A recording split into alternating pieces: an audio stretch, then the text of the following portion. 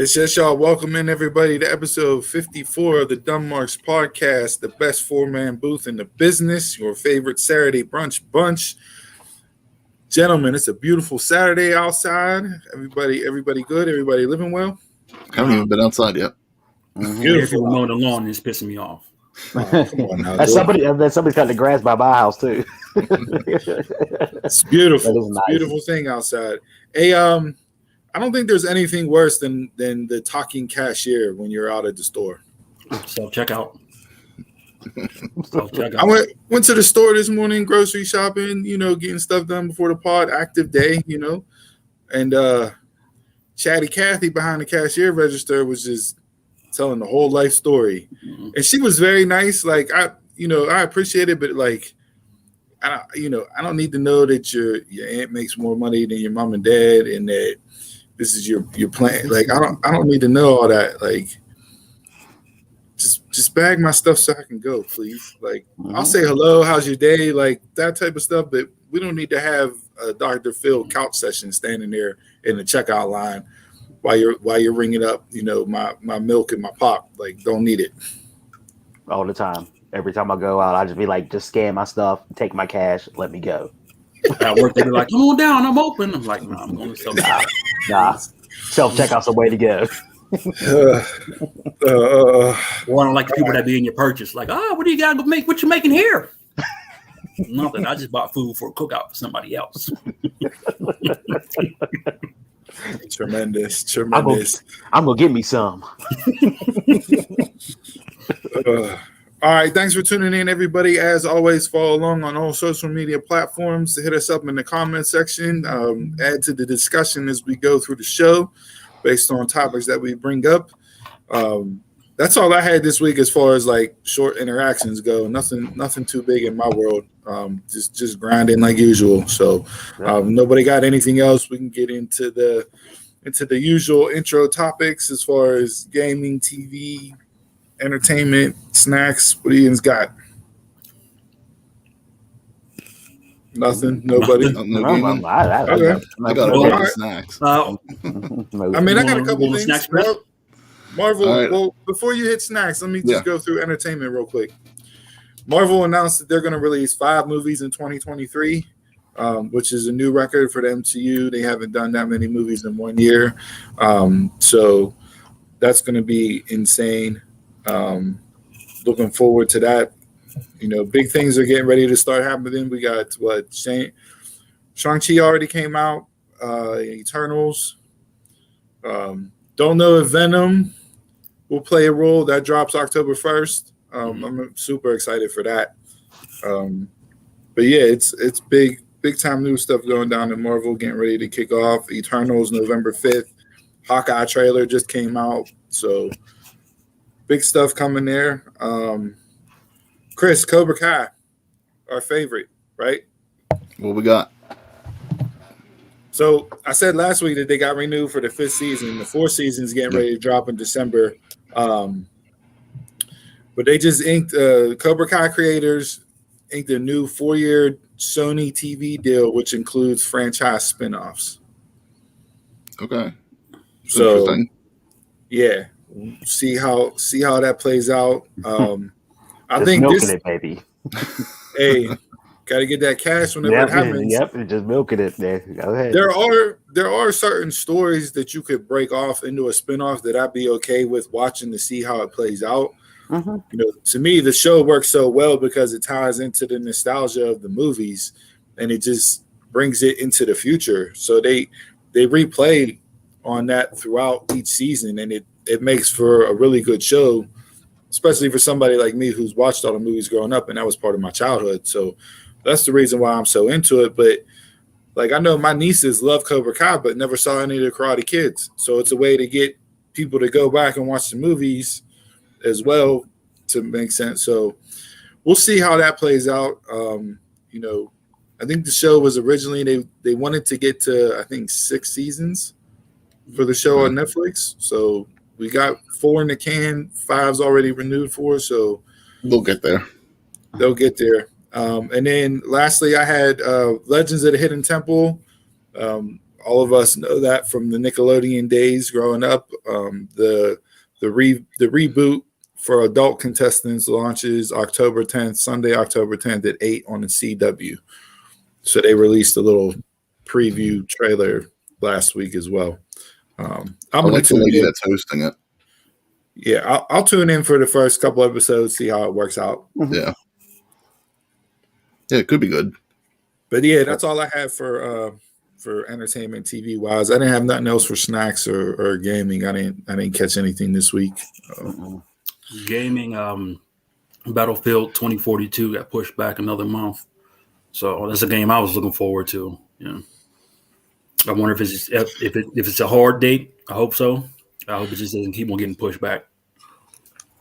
They saw that Call of Duty Vanguard coming out and was like, whoa, got to pump them brakes a little bit. And Michael K. Williams reprises his role in the late Michael K. Williams reprises his role in the Battlefield series in this one. Yeah.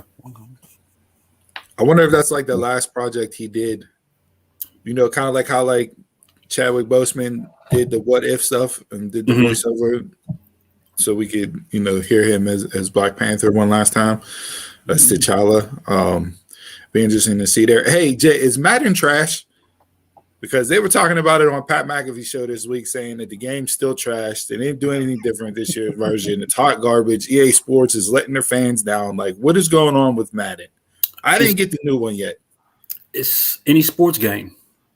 Like, there's some bugs I don't like in it, but they're complaining about this. It's the same game over and over. Yeah, it's any sports game. But I mean, there was a time. Go ahead. Yeah, I mean, there was a time there where you had a couple years run where, you know, new stuff got added in that, for better or worse, depending on how you liked it, you know, it improved the game, so to speak. But it's like a 3-year, 4-year gap before you get a new feature added towards the game. You know, so they're still running off superstars and the X Factors. That's only a couple years old. They're gonna let that play out and probably add something different eventually. But I mean, like you said, with it being a sports game, there's only so many things you can do. Like the truck stick was so cool because it was the truck stick, and it was you know, it was added on. It was something different as far as like what you had to do on the controller wise during the gameplay. You know what I mean? But like, there's only so many of those things that you can do, other than the fact that, like you said, you're just lining up and you're playing a football game. Like, that's all you're doing every year. So. But yeah, I mean, apparently people are not happy again with this year's version, saying that it's about as booty as last year. So I don't know if I'll get it. Maybe if it comes on Game Pass, I'll download it just to play it. But I don't think I'm going to purchase it. See, I don't play other people online. I play like strictly through their MUT solo. So I don't have any issue. I know they probably get issues with connections and all that stuff. Yeah, nah, I'm not that big of a Madden player. You don't want to be the number one player in the world. Well, they put me against some Madden Championship Series guys a couple times, like 3 straight games, and I was like, you know what? I'm done. Stop. So you don't want to get on and have some 7-year-old, you know, spank you by 70. You know. That's how I stopped playing Call of Duty. 12-year-olds was whooping my ass.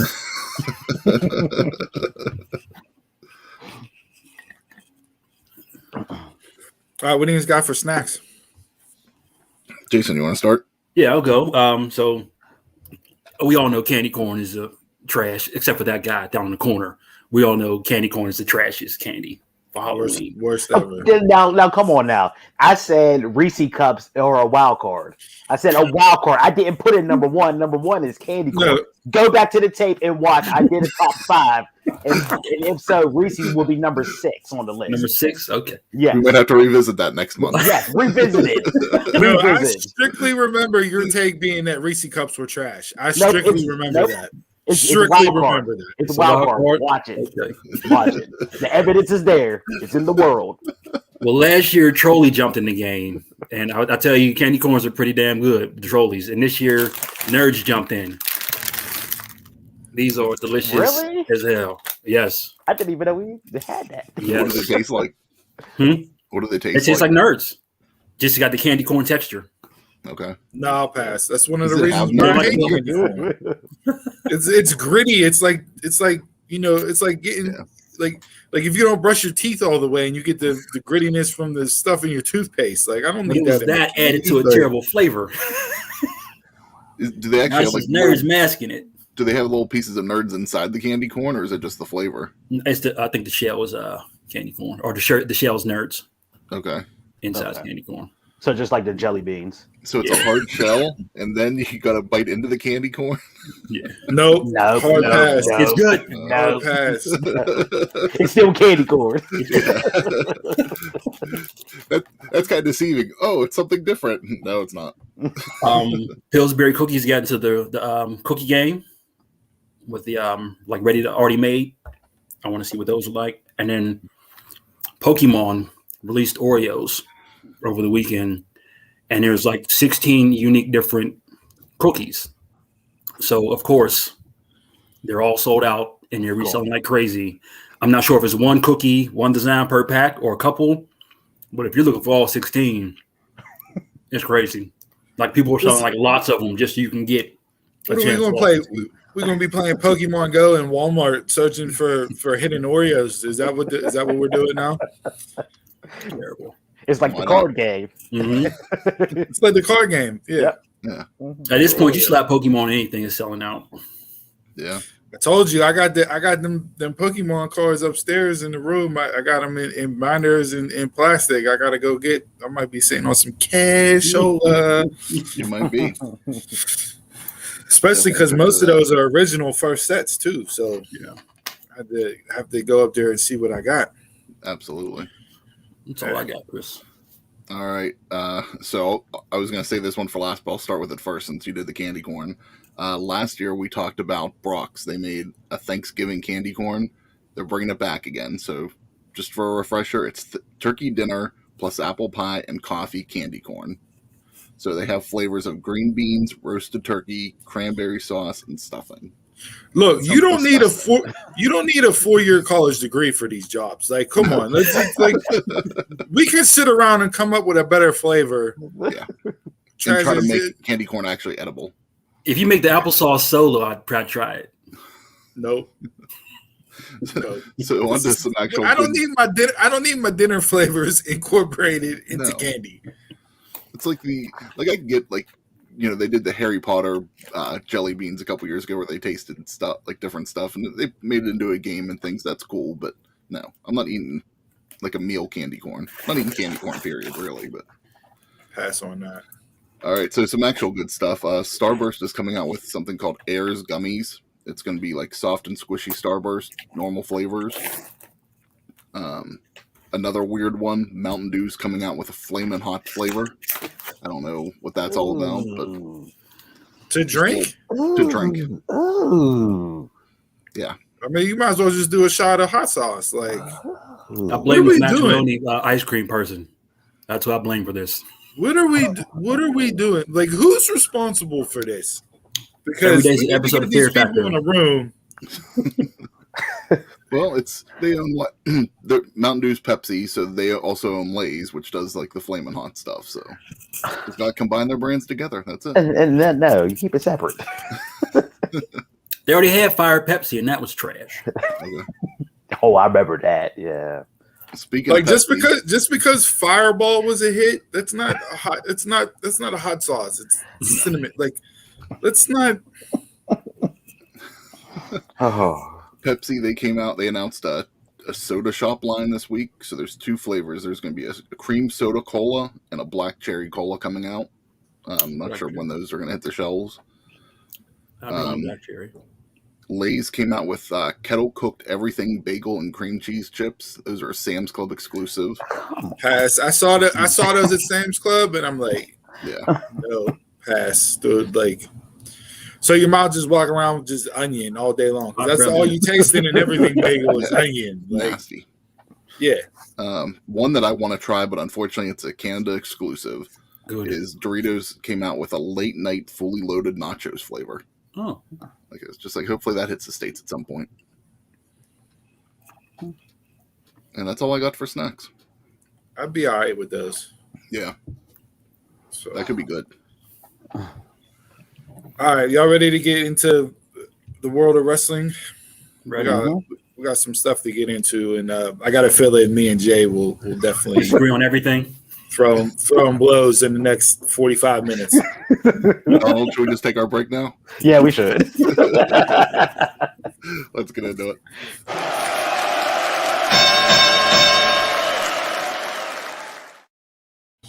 All right, yes, y'all. World of pro wrestling this week, big week. Stuff happened that's worthy of getting into discussion. I sent my list over to Ian's last night. Not show specific stuff, but more broader topic stuff that we can get into based off of what I saw and everything else. So let's just get into Monday. Big E cashes in, wins the world championship, first time in his career. Well deserved. Thought the title should have been on him, a little bit before this. Happy for Big E. Mm-hmm. I'm disappointed in the way they did it. They robbed me of a moment. I mean, I think we all thought that he was going to be the one to dethrone Roman.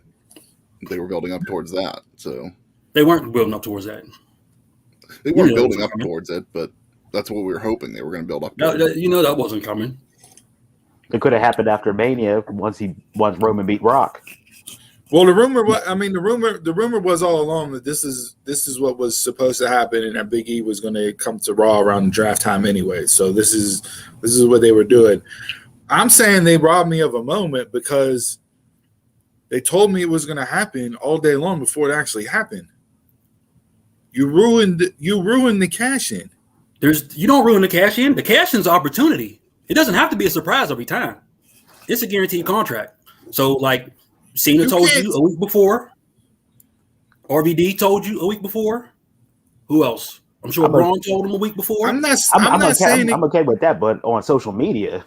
I'm not saying that the cash in got to be a surprise every time. I'm just saying they took away any. It was okay. Big E's winning. Like I wanted for him to be that guy. Like to me, don't say anything. Don't have Big E say anything. Like nothing, and then still do the opening segment the way they did it. It would have hit way different. If there's no word all day long, and then all of a sudden you hear Big E's music at the start of Raw when Lashley and them were in the ring. Chris, did you watch it all? I just saw the ending. That's all I watched. Live? No. Oh, okay. I tuned in. So I turned the show on because I wanted to see how they were going to set it up. Right. I like the opening segment. Opening segment was good between them three. Right. I didn't stay on the whole show, but the parts that I caught throughout the night, I saw Big E walking around the locker room backstage, messing with Orton and everything else. Like all that was good, Was there doubt whether or not Orton was going to win for a 15th title reign and then lose it right away to keep Lashley strong? I'm glad they had Lashley lose, honestly, because that would have been a dumb way to get Orton number 15. Mm-hmm. Like that's just an unnecessary title win. You know what I mean? So like all of that, like it just I'm happy for the man. I'm happy he got the belt. I want to see what he does with it. It just didn't hit for me the way that everybody else did because it was like a foregone conclusion that he's getting the title and this is what we're doing. I mean, was there a doubt he wasn't going to get the title? For Monday or just in general? Just in general. I was with SmackDown and Roman. I was a little unsure if he was definitely going to get it. But it's the way that WWE does it because the reason why I brought this up because it also this also segues into my next point. Like you announced Brock and Roman for Crown Jewel in October. Mm-hmm. So what is the point of watching Brock and Finn in Extreme or Roman and Finn in Extreme Rules? We talked about it last week. The Demon, you have the Demon out who's supposed to be this alter ego that never loses and everything else, although that's debatable since he's been on the main roster. The Fiend kind of destroyed that. But like, there's no point to this match. There's no point in me tuning in not this Sunday, next Sunday. There's no point in it because I already know Roman's facing Brock at Crown Jewel for the belt. They've done this numerous times. I know, but that's what I'm getting to. Like, why do they do this? Why are you? It's every promotion does it. They'll do meaningless title matches before, like, in between, like, the biggest feud going on before the pay-per-view. But did they have to announce it? Yeah, give me an example of that. There was a stretch where Moxley defended the title every week. But he was defending the title. But he was defying. Wait, you're talking about in WWE? No, in AEW. AEW. Yeah, but those were like he was defending the belt. That was part of his title reign. Him being that type of champion, he was defending the belt. So Reigns was doing the same thing, defending the belt. Nope. But you're having a meaningless match. Like, this main event doesn't mean anything. Did they have Moxley's next match set up? Like, I don't remember. No, they didn't. Like, it wasn't like Moxley. It wasn't like Moxley was facing Omega at Revolution, but yet he had a title defense 3 weeks beforehand. Yeah, that whole stretch before then was nothing but title matches every week. Young Bucks do it. Yeah, I was just about to say, I know the Young Bucks have done that.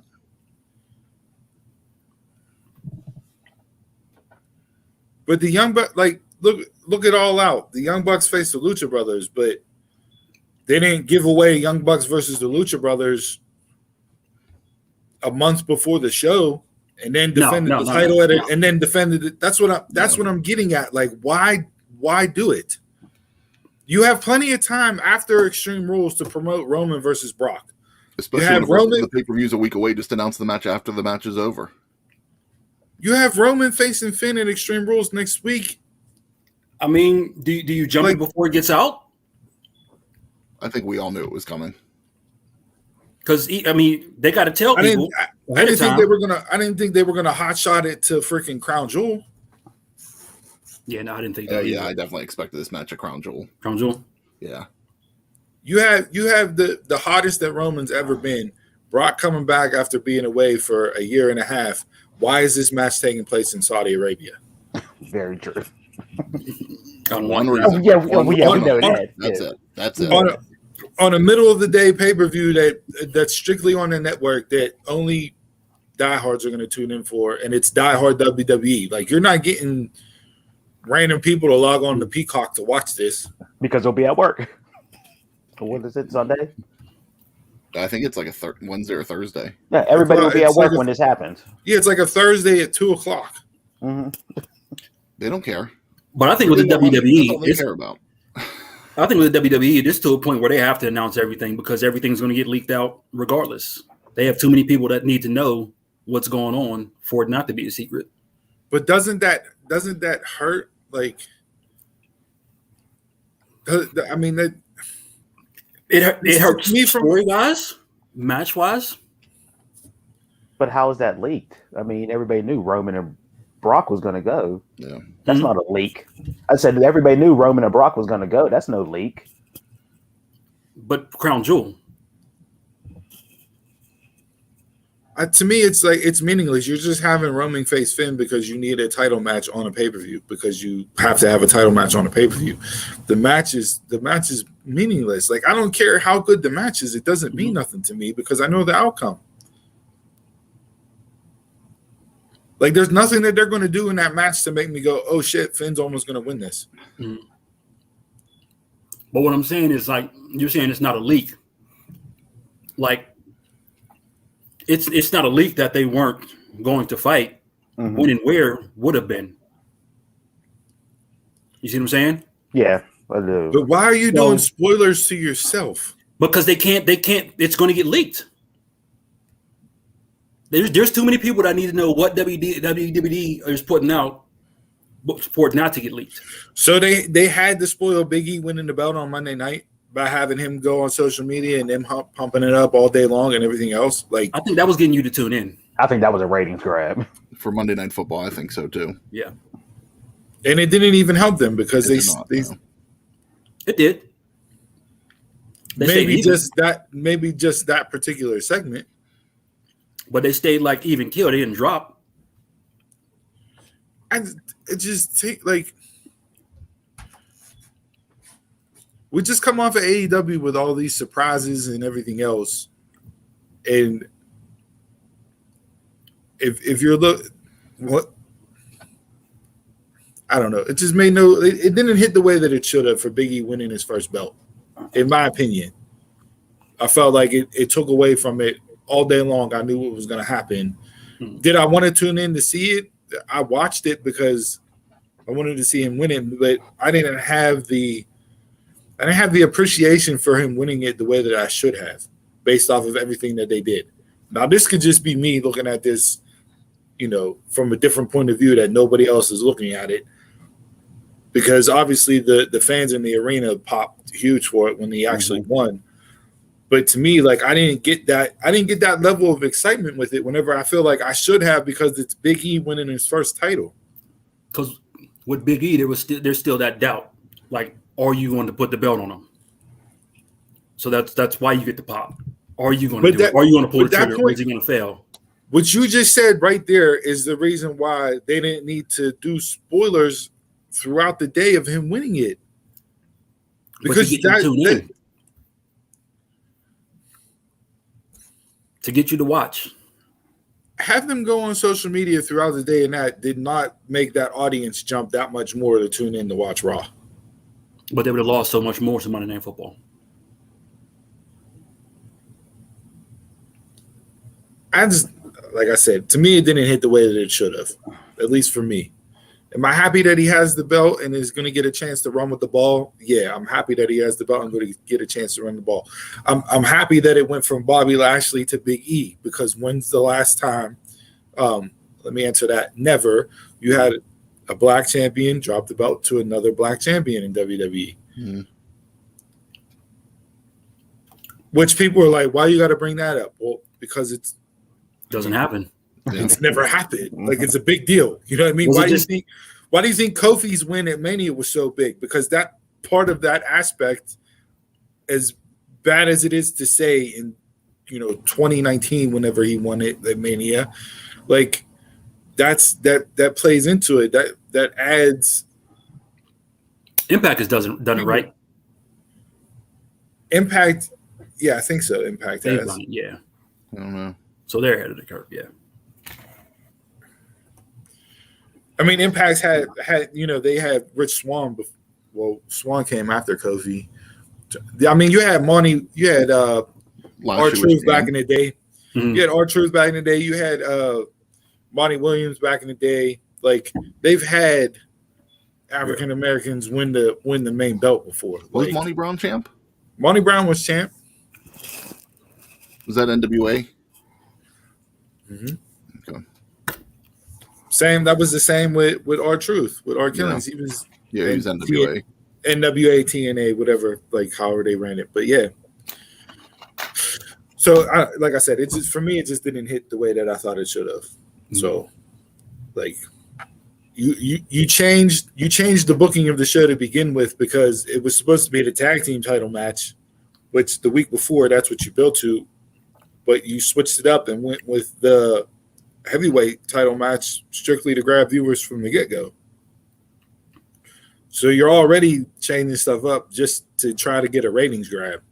And then you add Big E onto that for another ratings grab. Like, I don't know. It just didn't hit the way that I thought it should have, because of everything going on around it. But that's just me being a jaded Mark looking at it right now. I think when football going on, you got to try anything. Because I know Monday when the Steelers play Monday night, guess where I'm going. But it's not just football. I mean, I think it has more to do with AEW than it does Monday Night Football. They've lost to AEW in the key demo 2 weeks in a row. And guess what? Next week it'll be 3 weeks in a row because of how loaded AEW is. Not overall viewership in the key demo. So, like, to me, it's not just Monday Night Football that they're doing this type of booking for on Monday night. Key demo to who? That's not WWE's key demo. But that's the key demo for advertisers. That's the key demo for marketing. Like, maybe it's not what WWE markets for specifically themselves, but if you're talking to advertisers and everything else out there, like, yeah, that rating between the 18 to 49-year-olds is important. That's where the money comes from. Yeah. So if you're losing out on that, you know, you're having the other promotion have a higher rating in that demographic on a weekly basis. Now, it's not anything spectacular because it's just been 2 weeks, but I'm saying, like, would you have guessed 2 years in the AEW's run that they'd be beating Raw in the 18 to 49 demographic? I would have said no. Probably not. Because of how large Raw's audience is. So the fact that that's happened, like, that's, again, that goes into the shift that we talked about. And I don't know how long it'll last for, but it's just, yeah, like, to me, you're doing things outside your norm, and it's not just because Monday Night Football's returned. That may have played into it a little bit because that was the first Monday Night Football game of the year.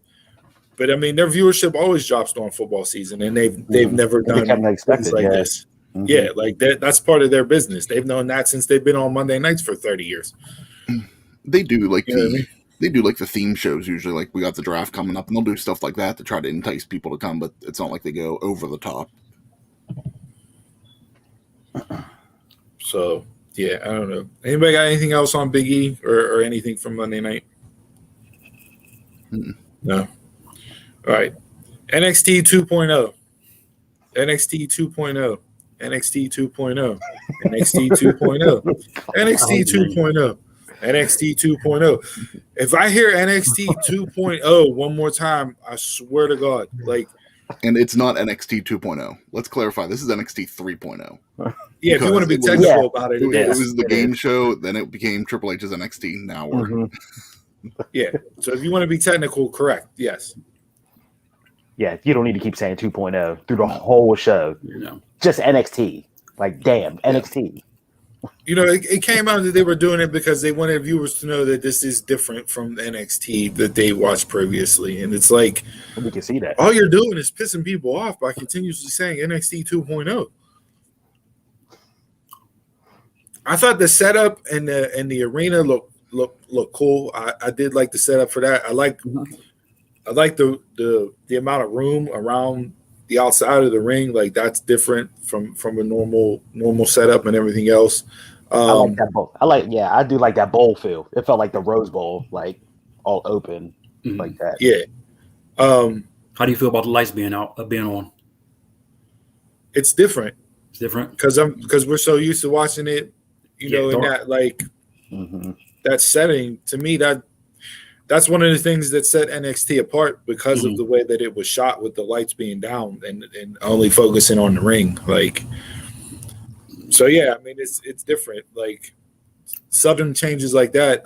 I don't need Kevin Dunn down there producing the show because the freaking camera cuts were just as terrible as they are on Mondays and Fridays. Like, get him the fuck out of there. I did notice that. Yeah. Yeah, but even if he's not doing it, they're probably training who's ever there to do that now. That's what I don't need it. Like, don't need it. No. Don't need it at all. I'm okay if we're going to get developmental guys versus experienced guys. Yeah. I'm okay with that, right? Like, there were a couple times during the night where you had green versus green, and it just didn't work at all. But which one was that for you? I know for sure the women's match. The women's match, BFAB for sure. BFAB was the main one that stuck out to me. I'd have to go back and look at the card specifically, but that was the main one where it's like, all right, this isn't good. Yeah. Not good at all. And they got to get these new guys in promo training. Yeah. I'm sure they probably are, but like I don't think this class has been there since much longer than March. So they haven't had a lot of time. And who's coming up with these names? Braun Breaker.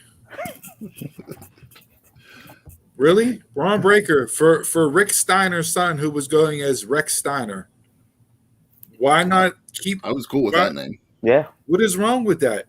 And then here's the thing: it came out that banned words that WWE list puts out each and every single year, stuff you can't say. The NXT announcers were not allowed to reference Steiner, Rick Steiner, Scott. Like, they weren't allowed to bring that up at all. Why are you not playing into that second generation card? Like, do you save that for the main roster? Because you're not saving it because everybody knows. You're not playing it up for Von Wagner. You're not playing it up for the dude in the tag team with Briggs. Von Wagner really impressed you that much? He was in the main event. Hey, I saw an article. I saw an article saying that Von Wagner is going to be the future WWE star. I saw that too, man. I saw that too. But Von Wagner, Chris, like, you're talking about, like, do people actually remember who his dad was? No. You can play so like you compare his dad to Rick Steiner, like. I'm gonna play up. I texted you the other night. I asked if it was somebody else's son. I didn't even I wouldn't even known his dad's real Will name. Buchanan. That's the other guy's son. Or that was the guy in the tag team. Yeah, with Steiner, that made no sense. Like, they don't want him to, like, say second generation, but he got the same goatee as Rick. He wears the same singlet as Rick. Yeah, he wrestles. He get away from being Rick. He wrestles like Rick. So I was like. But no, we got another Braun in here now. I mean, do you save it for the main roster? Do you not want to get? What's the point? What's the point in saving it? Everybody already knows. And Vince and them are producing it down there. So, well, they said Sean ran the show. Vince wasn't there. However, Vince wrote the show. So Sean and them produced it. I thought he just ran over the script. But Vince wrote he changed it up. He tore it up and rewrote it, just like he did on Raw.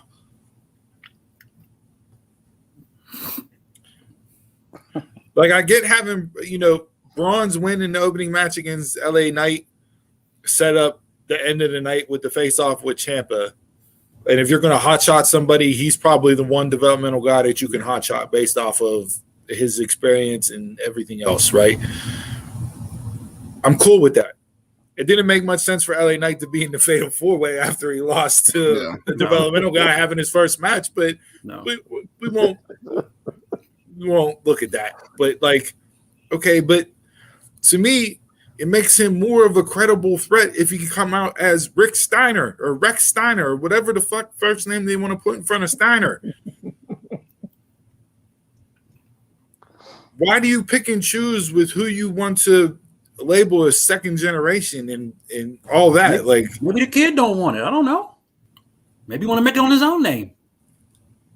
But I do agree, Braun Breaker. So he chose Braun Breaker with an added K. Braun Breaker's terrible. All those names were terrible. You didn't like the JBBJ, the Briggs and. No. Oh, I don't mind that name. I was questioning what initials I was seeing on the screen there for a couple of seconds. Oh, Hollywood stage names. Pick a card, any card. There you go. Your favorite wrestler doesn't use his own name. Who, me? All y'all's. What are you talking about? You saying all stage name? Everybody got a stage name. Yeah, I know, but the better. Your favorite wrestler doesn't use his own name. Braun Breaker? That's like, come on, dude. Braun Breaker, AJ Styles. And then, AJ Styles that's his stage name. AJ Styles is his stage name. That's not his real name. It's not his real name, yeah. Yeah, but AJ Styles, Braun Breaker. Come on. So we just complaining about a name? Because a name, you mean that? Come on now, let's look at names seriously and actually look at names compared to star value. And we had the name discussion last week. Let's look. Yeah, let's look at names compared to star value. I mean, Christ, Gunnar Harland is already what? Just Harland or just Gunnar? I mean, he don't even have two names already. You want to be Parker Boudreaux? Boudreaux is going to be. Boudreaux is way better than that. Parker Boudreaux. You got to play up to something that you got to play up to something. He probably got to be a what is it? A blue? Now what it was Triple H? A blue blood? No, you don't. No, you don't. Boudreaux wasn't. You didn't come on with a name like Parker Boudreaux and be a badass. What are you talking about? Van Damme was a Boudreaux, and what movie was that he did back in the day? It was shot in New Orleans where they were giving homeless people money, and they had to get from one point of the city to the other. And if they made it to the other without dying, then they got to keep the money. His name was fucking Boudreaux, and he was a badass, killing everybody on sight.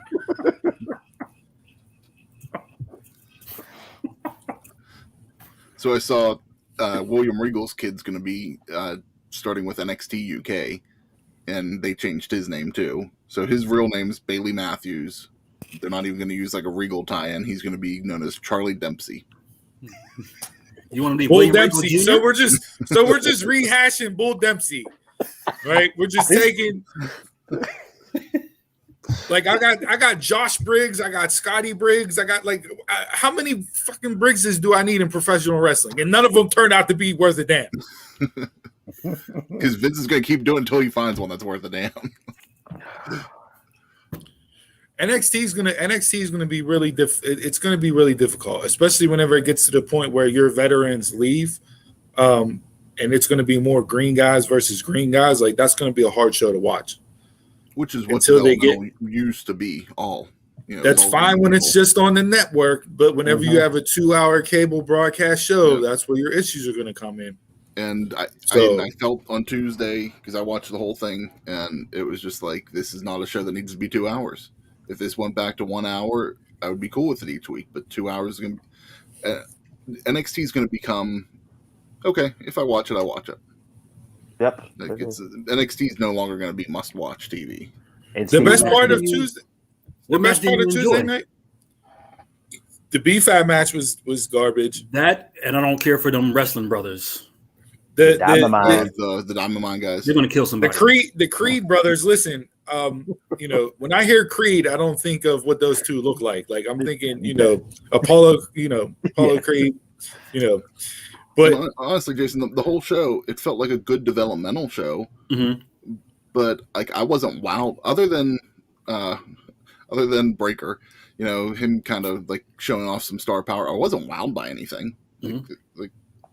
It was from the new talent. Was for a while. It was a decent show, but it wasn't like if I would have missed this, there's no reason that I would have sat there and said, I'm sad I missed it. I felt like Carmelo Hayes was sandbagged. I didn't like the addition that they put with him. Yeah. There's no need for that. Didn't need it, no. And you could tell he was nervous and struggled, and you could tell he forgot his lines and everything else. Like Carmelo Hayes doesn't need that type of sidekick, especially because when you think of muscle for somebody, like that dude don't look like muscle for nobody. You just gotta get a tall guy. Really? That's it. You just gotta get a tall person. That's all. How long do you give it before they give NXT new title belts? Because if they show up with this freaking color splash title belts, I'm definitely out. Unicorn straps for everybody. Look, the thing that I enjoyed the most on NXT Tuesday night, one, Ciampa winning the belt again. I thought that was the best person to put the belt on. And two, the wedding. The wedding. I actually enjoyed this wrestling wedding. I enjoyed the whole setup. It went off without a hitch. That's why I didn't enjoy it. Oh no! See, that's why it made. I'm not complaining for it. Like, I mean, I enjoyed it, but I was always waiting for that something to happen. Yeah, just like every time somebody stood up or something happened, just like okay, who's coming out? Who's interfering? Like what's going to happen here? The different segments throughout the night were great. The Loomis, the Loomis speaking actually spoke. That was tremendous. Like, I didn't think he was actually going to say the words. I thought he was just going to do like a nod or like a wide-eye blink or something like that. But to actually hear him say "I do" was great. The groomsmen being dressed like him with the long sleeves and the gloves was tremendous. Like, everything about it was just. It was extremely well done. Like, there's no complaints. Like, that was entertaining to me. Mm-hmm. I definitely ate that up like Jason eats up Charlotte and Rhea for the 15th time. You could have said nerds candy. I seen people complaining about it being the main event, but realistically, you're not going to break down a ring. Yeah. And put it back up. Yeah. So I was happy with that. That's all I have from NXT 2.0. Anybody got anything else with that? What Steve was talking about with the vets leaving and that stuff, and Gargano's contract is. There's a lot of them. Mm-hmm. So there's a lot of NXT stars whose contracts will be up in December, and that's just because they didn't sign long-term deals down there because the money at the time that long-term deals were being signed, like we saw with Braun and Bray and all them, like the Good Brothers, even though they got chopped right after they signed a big deal, but all that big money and long-term deals, that was all on the main roster. They weren't offering that to NXT guys. So you're getting these contracts up, and that's what I said. Like, Pete Dunne's contract's up. Gargano's contract's coming up. Candice LeRae's. I think Pete Dunne resigned. Yeah. Okay, I didn't see anything about him resigning, which is why I thought that's why Ciampa was the right man to put on the belt, because you didn't know what Pete was going to be doing. But since he resigned, I still think Ciampa was the right guy. Yeah. Gargano, Candice LeRae's contract is up February, I think. But she's pregnant anyways, even though she's like, I'm working until I can't work anymore. Mm-hmm. Like, so you guys watch the gender reveal video? Yeah. They're tremendous. They are tremendous. Johnny has come to a point where I don't want to see him go.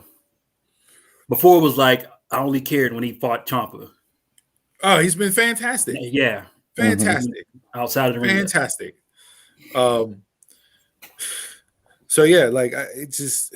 But I feel like LeRae, they haven't done enough with her, or they've overlooked her so much that might be. I thought she should have had the belt at least once by now. Yes. Yeah. So, but yeah, I mean, we'll see how it plays out, because you don't know who's leaving. I feel like this might have been the last time we saw Oni Lorcan in them.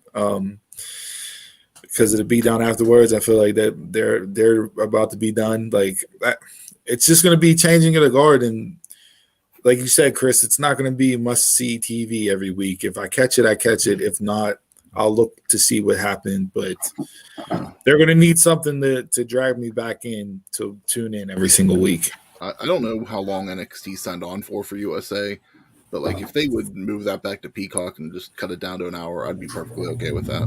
Yep. But even then, I'm not just tuning in to Peacock to watch it. You know what I mean? Like, I would need to hear something happen for me to go on and tune it in, even with it being an hour. I might be more enticed to tune in on with it being an hour show more than being a 2-hour show. All right. Wednesday night, Dynamite. What do you guys think? Hits, misses? Didn't catch MJF. I watched Rampage, though. MJF. That was my takeaway from Wednesday night. MJF. Just a fucking nuclear heat magnet he is, dude. It's unbelievable. That's what he does. Unbelievable, man. Unbelievable. I thought the face-off between Omega and Bryan was good. They skirted around it being a title match right away because it's not for the belt. Unless they changed that announcement, I didn't see that. But this is a non-title match on Wednesday night. It's just strictly to see who's the best. I'm fine with that. But yeah, I mean, Wednesday night was Dynamite. Like, to me, it was a typical Dynamite show. But those were the two things that I took away from most. I really want to see Punk and Hobbs now after that interaction. I thought they set that up nicely on Wednesday night for the match on Friday. That table not breaking, that looked rough. Like, that's what I said. I was like, is Punk legitimately? He looks legitimately like hurt right now. Like that table spot was nasty. Yeah. I like the Suzuki playing up the Suzuki incident and everything else and explaining what happened and him being pissed off and everything else. He showed up in Game Changer Wrestling last night and him and Nick Cage got into it. So Suzuki's making his rounds around the States. Yeah. Okay. So they went ape shit last night for that whenever he came out. That was crazy. I might watch that match. So yeah, so Wednesday was what it was. Like for me, it was what I tune in every Wednesday for. Yeah. Last night was the night. Okay, and this is what I wanted to bring up whenever I sent over in the topics list, ladies' night. If you take Britt Baker and Ruby Soho and what they did in that 7-minute promo segment, that was 1,000 times better than the stupid main event bullshit they pulled off with Becky and Bianca. And then on top of that, you had Liv and you had a 2-minute women's tag match that was absolutely just wasted time. There was some, and people were complaining about that being cut, but there was something wrong in that match because everything was just off. It was 2 minutes. The women haven't been on. There wasn't a women's match on SmackDown in 3 weeks. First time in 3 weeks, I think a women's match was in SmackDown, 2 or 3 weeks. And you only gave them 2 minutes. And then you close the show. 2 minutes last week, then. And then you close the show. Yeah, well, yeah, Zelina, yeah, you're tone deaf on that last week, right? Yeah. Cut her match. So it's like, what are we doing? Would you want to see that last week? Would you want to see that performance last week? You don't want to see it this week. I don't know what Zelina's match was supposed to be last week. The same match. It was supposed to be this tag match? It was a tag. It was a tag match. And it was going to get 2 minutes like it did last night? Probably.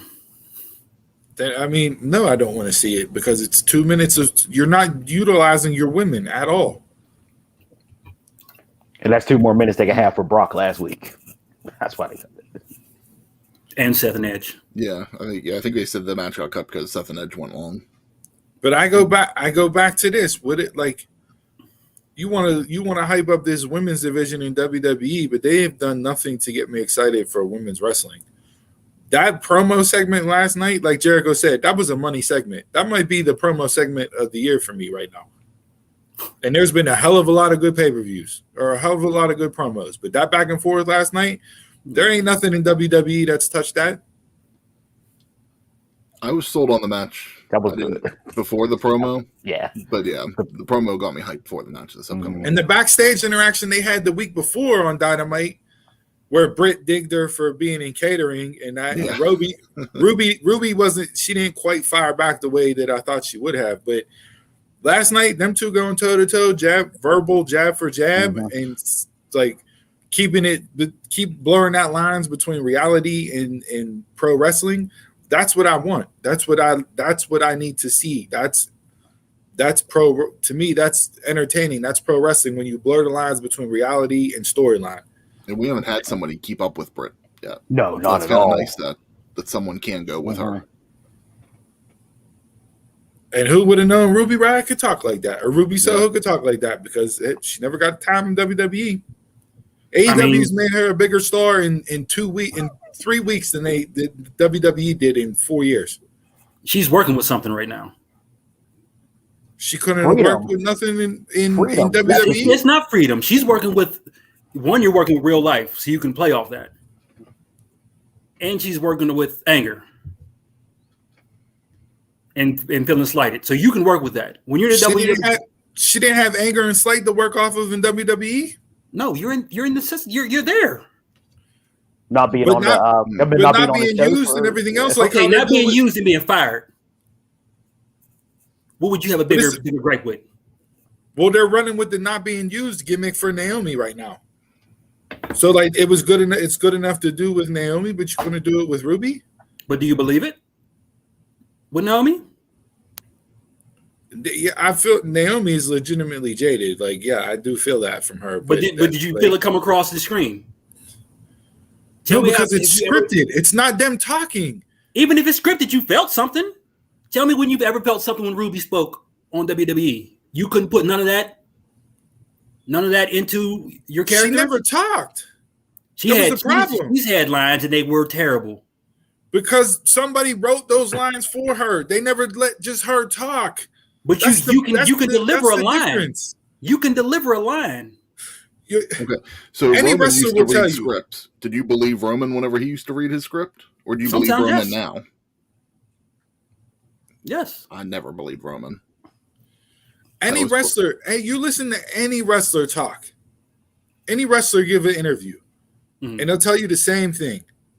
Whether they're bottom of the card or the top of the top, they'll tell you the same thing. You can't write what I'm going to say because you don't know me. I can get the character over more than you can with your writing. Doesn't matter that you're a professional journalism or you've written for soap operas or this, that, and the other. Like, you can't write that for me.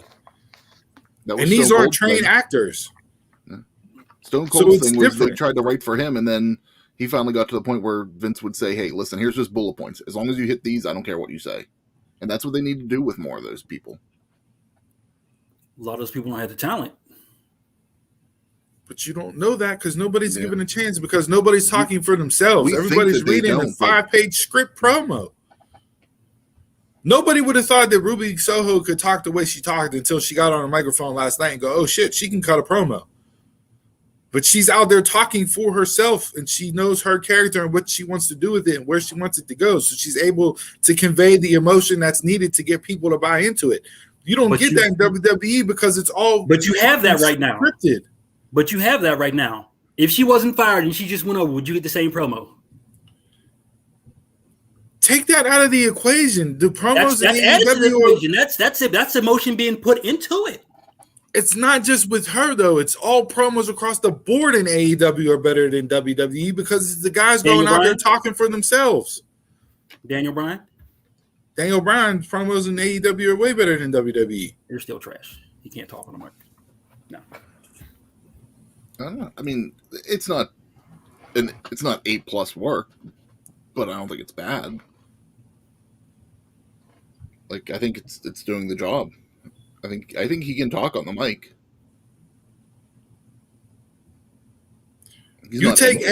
But is it different from WWE? What he said so far in AEW? Just him in general. Is it any different? Yeah, it's different. I think with him, you're just getting him. I never really ever saw a character with him. Like, I think whenever he talks, he just talks. His biggest change is going to be his in-ring action. He's going to get to wrestle the way he wants to wrestle. So you're going to notice the biggest difference with him in the ring between the ropes, not necessarily on the microphone. That's going to be the biggest difference in him is how he performs in the ring. But I thought his style of wrestling. I thought Freedom gave you the edge, gave you the. I'm looking at him specifically. If you're looking at him specifically and his biggest difference, it's not going to be promos, him talking. It's going to be him wrestling in the ring. He has the freedom to wrestle and talk the way that he wants. But if you're comparing him wrestling and him talking in AEW compared to him wrestling and talking in WWE, the talking aspect will be more similar to each other because of the way that he talks. But they can't be his in-ring work difference. You're talking about the way he delivers lines, Jay. The way he delivers lines, Daniel Bryan talks the way that he talks. The verbiage is going to be different because it's not scripted, but as far as impact, it's probably going to sound the same to you because it's the way he delivers lines. It's still him. It's still him having the freedom to go out there and say what he wants to say the way he wants to say it. That's the point that I'm getting across. There's not a promo person in WWE that can touch what Britt and Ruby did last night.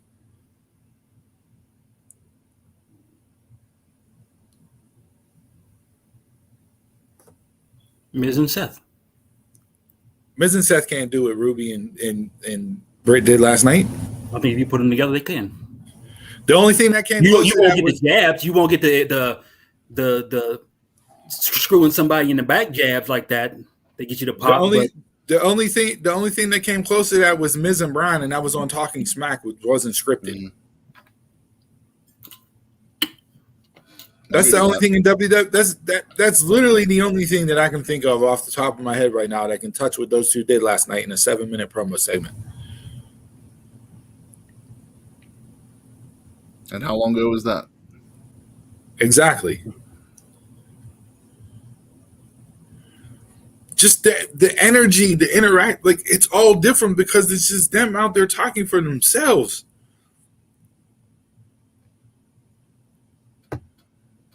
I don't like. You're not wrong, Jason, that with Miz and Seth, because they can go out there and they can cut a promo. Mm-hmm. They're the best in WWE. But I agree with Steve. AEW is just so far ahead of WWE on the promos. Then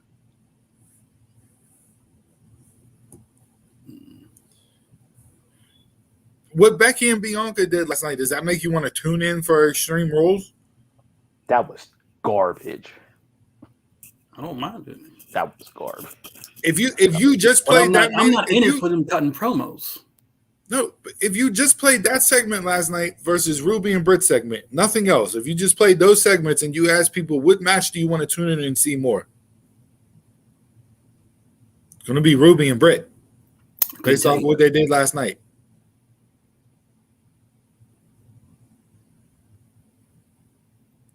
When have you ever seen two women do anything in that? Like that in WWE that got you excited for them two to go at it? Can't think right now. Even with the best of the best. Mm-mm. Maybe Bayley and Sasha. Women, no. Maybe Bayley and Sasha. Yeah, but their match delivered. It wasn't necessarily the promos building up to it. I don't know. Maybe whenever AJ Lee got on the women, maybe the Nikki and Steph stuff building up to SummerSlam.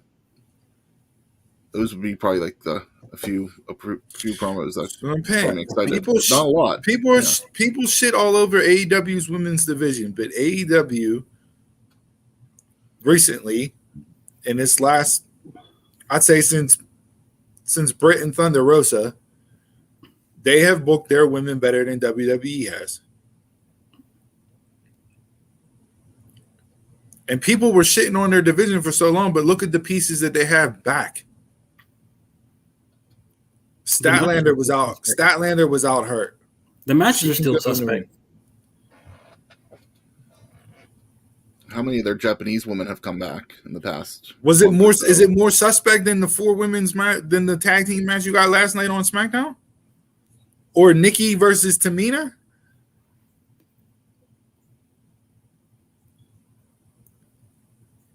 If you have Anna Jay versus the Bunny, let's just look at this week. You had Nikki versus Tamina. You had the tag team match on SmackDown, and then you had Anna Jay versus the Bunny last night. What was the women's match on Wednesday? Oh, Jade and Layla Hirsch.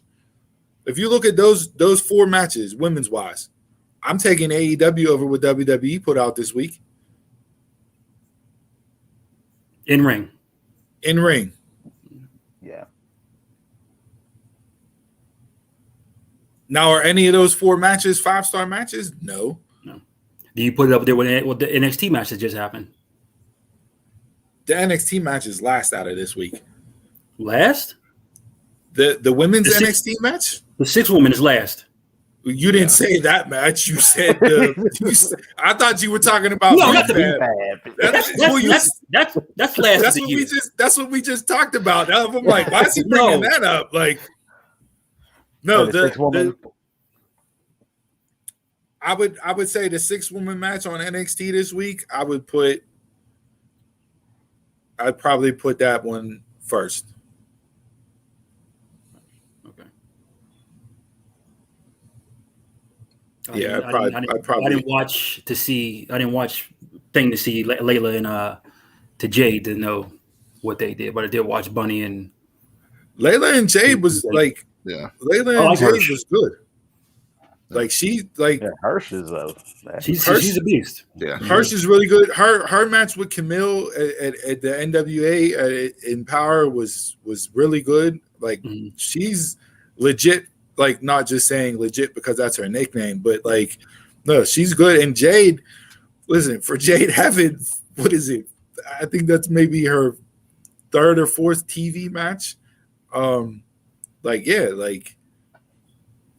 You're not counting Dark and stuff, right? You're just counting like Dynamite. No, I'm talking strictly Dynamite and Rampage. Yeah. Like, and it wasn't a 2-minute squash match for Jade either.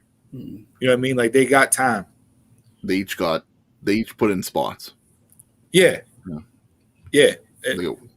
Because Dynamite Jade or not Dark Jade just dominates everybody, and it's nice to see someone on the offense against her too. Yeah. So I mean, but like look at like. I'm just saying, women's wise, like AEW is getting pieces now. Like to me, you have. To me, now their women's division has a strong foundation that you can build up on.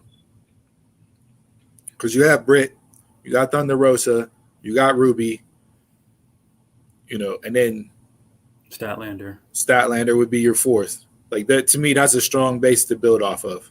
And sometimes I don't mind Nyla Rose. Yep, I like Tay. Conti, she stepped her game up since she's been in like AEW. that next tier below. Like they're starting to develop real good. Yeah. Mm-hmm. So like, that's what I mean. Like, is it on? Is it still like if you take those four and you run them up against Becky, Charlotte, Bayley, and Sasha? Like, are they even yet? No, but that's Becky, Charlotte, Bayley, Sasha. You know what I mean? Like, it's going to take time, but it's nowhere near as far behind as people make it out to be, in my eyes, based off of what they've done. And Tony Khan came out this week and said that the women's division is going to be an integral part moving forward, and there's big matches planned. So he normally doesn't speak publicly about stuff if it's not going to come true, from what I've listened to whenever he talks about the shows and booking wise. If Anna stays healthy and they start utilizing her more, I think she's the next thing in the division. And she's another one that's super green too. Yeah. But my thing is, like, you have Dynamite and Rampage gives you a women's match on each show, right? You've had one match on each show. Raw, the women wrestle because they have 3 hours. If Raw was a 2-hour show, I think you wouldn't get as much women wrestling, and it's only Rhea. Like, it's not a lot. It's not a lot of women being used. And you can say what you want about Dark and Elevation, but Dark and Elevation is where these women are getting matches. You still have Swole. Yeah.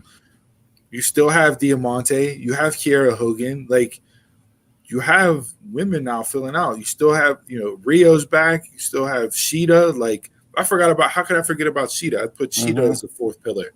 Like, that. She's just been laying low. Yeah. She's been real. But I mean, when you really start listing out names now, like, are they that far behind? WWE to me is really top heavy. Very, yeah. You go five deep, the Four Horsewomen and Natty. Other than that, like, Oscar when she's back. Yeah, Oscar. So yeah, like, if you go Sheeta Bianca, to me, that's not an uneven matchup. No. That would be a good match. No. So, like, you know what I mean? Like, when you start doing, like, the name game, like, it's like, yeah, it's not as in a tilted scale as people make it out to be.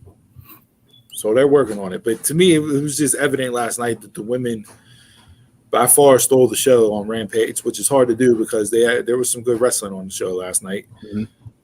I felt the video package was good.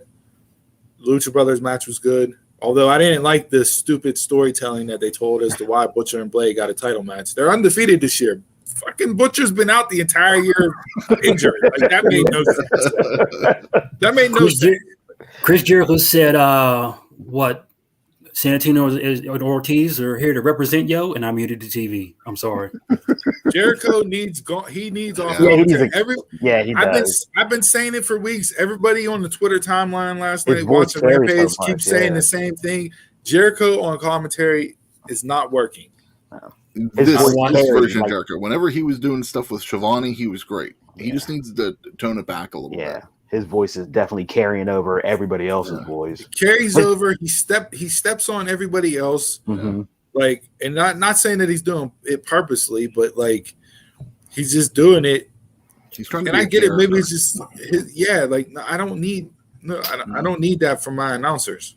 No, if he goes back to the way he was with Shivani, I think that booth will be fine. It's just he's the problem right now. I legit turned it back on when during Britt Ruby's promo. Okay. That's it. And I think I heard Mark Henry say it's time. I like the Miro Fuego match last night. I did like it. Yeah. Mm-hmm. I like the setup. I like the setup for Sammy. Mm-hmm. Fuego got offense in. Again, they played up on Miro's neck. He did the double stomp, the baby coup de grace, I call it, on the Miro's neck. Like Kingston said, the neck's his weakness. So like it's adding on to it. Like Sammy and Miro will be good. You see the spot with the fans. Hold him up. I don't know if they're trying to throw him back or what. Holding him up. The crowd surfing. And Miro, like I said, Miro again. You want to talk about promo difference? Look at his promo last night. Didn't hear it. It was quick and to the point. Yeah. Quick and to the point. All I ever hear people say is stuff with my wife, and I'm like, I'm out. So the difference right there is just astonishing compared to him talking in WWE. So that's all I had. My big thing was the ladies. Couple quick hitters for me. MLW, they put out the Opera Cup participants. I sent that over in the group text. Big, Bobby Fish, Eddie Edwards, Alex Shelley, Tom Lawler, Tankman, Lee Marathi, Matt Cross, and I can't remember the last one off the top of my head. There was a big name in there. I forget who it was. But give me Chris. I'm in agreement with you. Give me Bobby Davey Fish Richards. or Davey Richards. Yeah. Give me Davey Richards and Bobby Fish. Yeah. If that's the final, that'd be a good final. I don't want to see that opening round. Just a hot shot at. I take Alex Shelley and Matt Cross too. Yeah.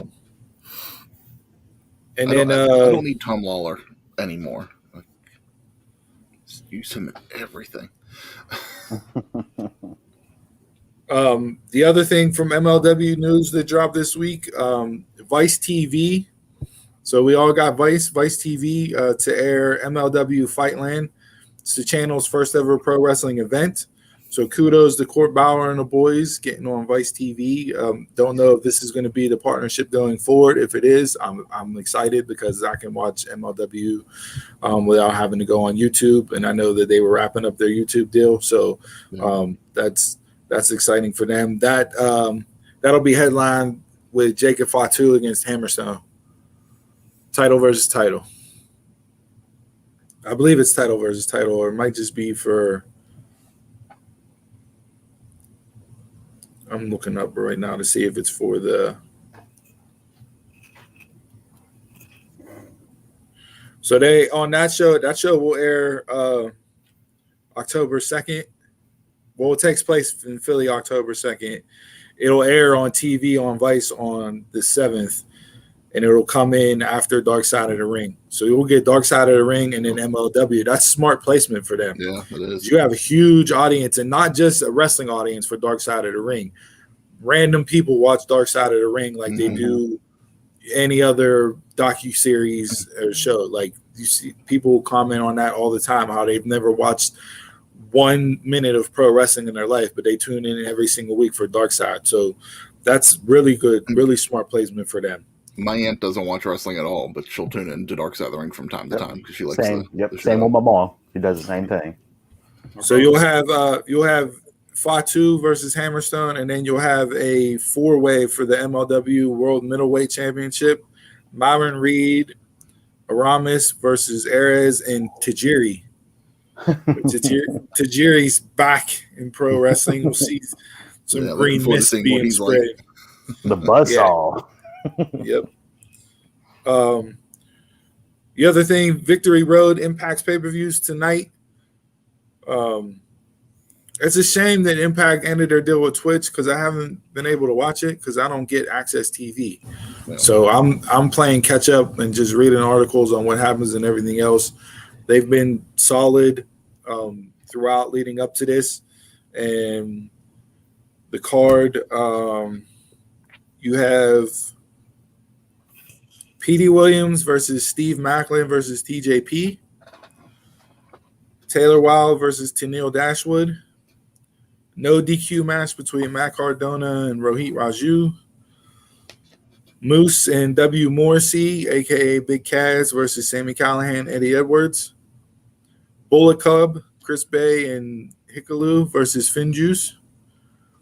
Impact Knockouts Tag Team Championship, Decay, which is Rosemary and Havoc versus Tasha Steeles and Savannah Evans. X Division Championship match, Josh Alexander versus Chris Sabin. Good. Tag Team Championship match, The Good Brothers versus Rich Swann and Willie Mack. And then Impact World Championship match, Christian Cage versus Ace Austin. That's what I'm looking forward to. Sounds good. Good card. Like whenever Ace Austin gets used. It does. Impact consistently puts on good cards. Like, people trash on it because it's Impact, but what they've done with their roster, even though it's been a smaller roster, like they continue to keep matchups fresh, rotating people in and out, different divisions, different teams. I'm looking forward at some point. Josh Alexander got to get a run with the strap. Yeah. I think it's more believable him beating Christian than it was him beating Kenny Omega. But that would have been a way to like elevate him up. You know what I mean? Like he's already gone. His stock's already risen with the way he's defending the X Division title, and he's had arguably top 5 matches of the year with this X Division championship. So that would have been a way to like really boost him up. Yeah. But at some point he got to be the guy there.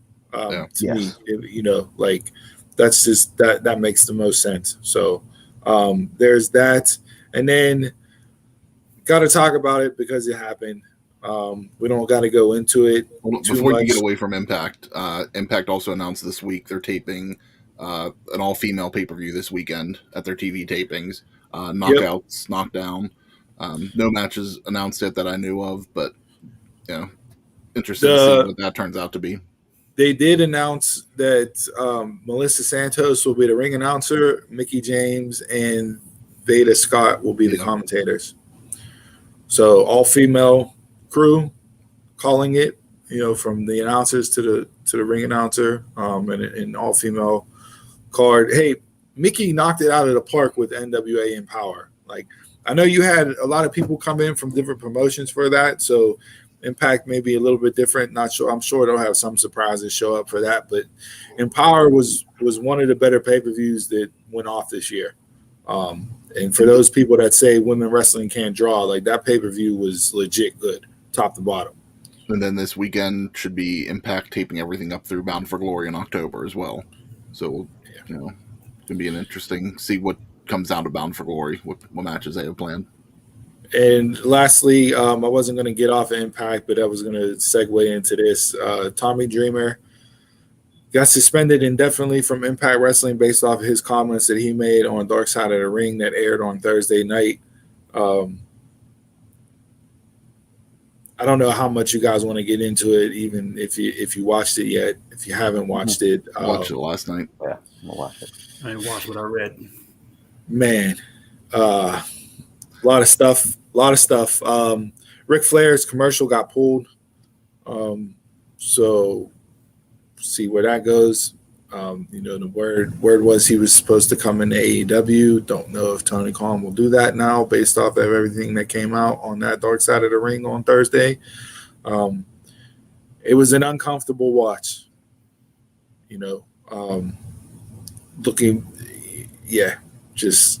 I was watching it and some of the stuff that was being said, and I'm like, how can you say what you're saying right now? And the backlash came. Dreamer was the biggest one, where like his comments. I'm watching it and I'm like, don't think that's gonna work. Like why? Like, and which is sad because nobody has ever said anything bad about Tommy Dreamer, right? From like everything that's been heard, everything that you see, like Tommy's one of the good guys in pro wrestling, right? With the industry full of dicks and assholes and backstab and everything else, like Dreamer is the complete opposite of that, right? Like, but yeah, I don't think you got to know your room, right? You got to realize the room and recognize the situation and the stuff that you're talking about and the times that you're talking about it in. Yeah. And I just think Tommy read the room wrong. And boy, was it a big time wrong read.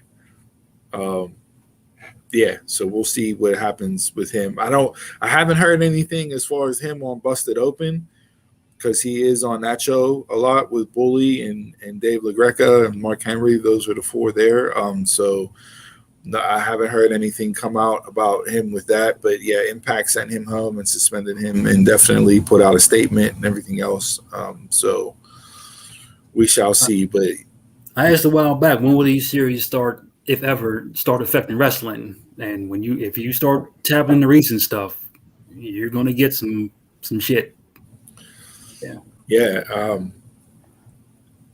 I mean, like we saw like MJF pulling in the tie-in stuff with Brian Pillman from that, but that's storyline and building to a match and payoff. But like actually affecting people where they're losing jobs and getting suspended and everything else, and cancel culture, quote unquote, like this. I think this was the first one that they've done where it was like after it, while it was airing, people were losing their shit. And then afterwards, the fallout next day, woke up in the morning and I was like, oh, that didn't take long at all. Like that was immediately. So yeah, it was uncomfortable to watch. You got to know your room. You got to know the times. Was it even acceptable back then whenever it happened? No, wasn't. Not at all. And to still say the things that were said on that show just makes you even like, I guess, more tone deaf because you're still not reading it right, and it's 20 years later. You know what I mean? So yeah, that was. I love watching them, but man, that was I watched that one on Thursday night, and I was like, I forgot it came on actually, and then I hopped on Twitter, and they were like, Dark Side of the Ring, and I was like, oh shit, and pulled it up on the DVR, and then I watched it, and then I went back on the Twitter after I watched it, and I was like, yeah, shit's gonna happen. So, and then lastly, New Japan G1 kicked off. So we're building into that. I don't know how that's going to play out, and considering the Tokyo Dome shows 3 nights. Gosh, that is too much. Do they have fans yet? They have, but whenever they've done, it's spiked over there a little bit, and then they've taken fans away. Okay. Yeah, and it also depends on where they're at, like with venues and where they're at. Like anywhere else, like here we got our pockets, but shows have gone off in those pockets and people haven't cared. So yeah, it's just we'll see how that plays out whenever the Tokyo Dome shows go off. All 3 days. 3 days, yeah. But I don't. If I remember correctly, whenever I looked at the dates, they're not 3 nights in a row. No, it's the 4th, the 5th, and the 8th. So the 4th and the 5th will actually happen in Tokyo Dome. Mm-hmm. The 3rd day will happen at a different venue. And they kind of did that before too. It used to be January 4th was Tokyo Dome, January 5th was in a hall. They always had like their Raw after type show. And New Year's Dash. Yeah, and then they did that even like they did 4th, 5th New Year's Dash, and now I think this year they're just combining the New Year's Dash and they're just making it 3 nights. That'll be the 8th. Yeah. Just everything is a Wrestle Kingdom. Yeah. So what you're saying is it's going to be another long week of wrestling. Yes. Yeah. Because you got the New Year's show with WWE on the 1st, and then you got the 4th, 5th, then the 8th. Mm-hmm. And then everybody's weekly. Yeah. Everybody's weekly, yeah. So great. I think that's all I had in pro wrestling. I'm trying to remember if there was something else. I don't think so off the top of my head. I think we covered everything. Anything else you guys want to chime in on? I'm good. Braun Breaker, the future. Go fuck yourself. Time to drink.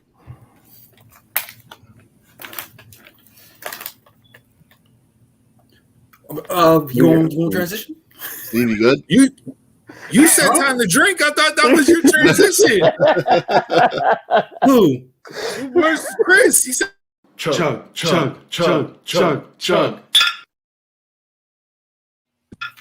So now you cut me off there. I thought you were looking at notes. The transition out there.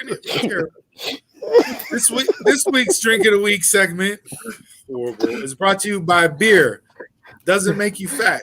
It makes you lean against bars, tables, chairs, and walls. So this week we got Donald's pick. We have the Weyerbacher Blithering Idiot. It's a berry wine ale, 11% alcohol.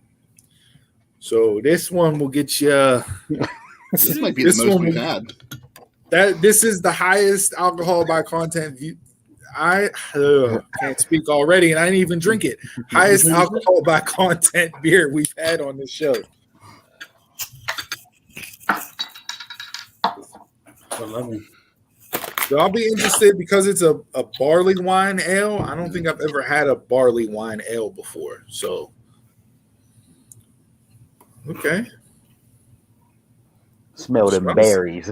Smells interesting. I smell some alcohol.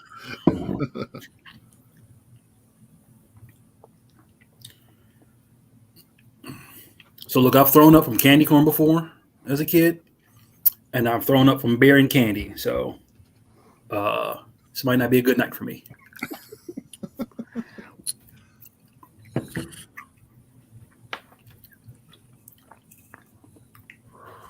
Oh man, this is trouble for me.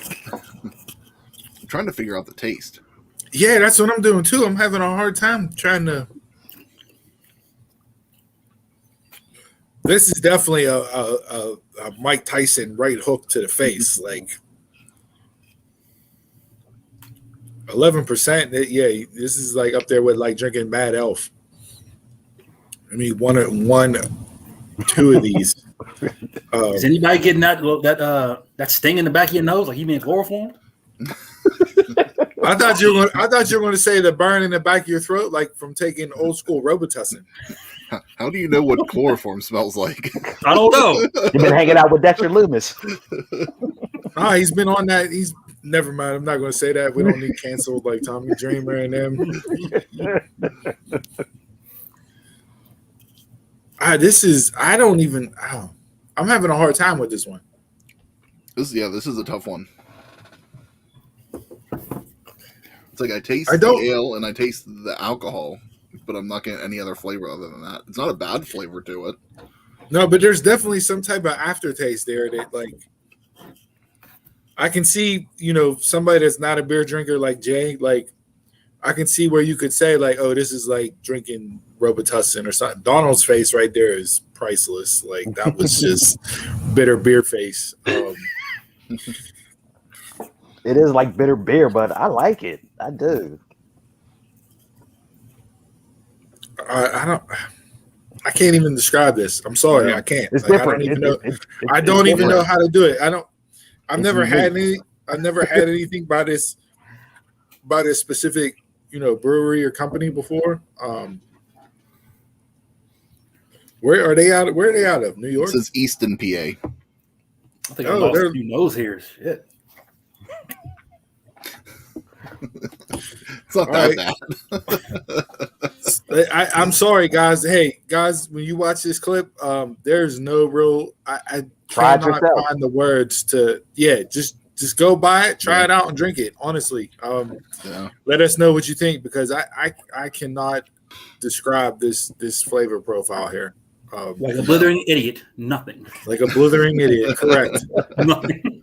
I'm definitely more curious now as far as trying other barley wine ales to see if the taste is similar. Mm-hmm. Let's not do it on here. All right, let's go around the room here. 1 to 5 on a sumo scale. What do you guys got for the Weyerbacher Blithering Idiot? 1. I'm gonna go 2.5. I mean, the taste isn't bad to where I don't want to drink it. I want to drink more, but there's no real flavor profile. Yeah, it's just I don't know where to go. You're drinking beer. Yeah.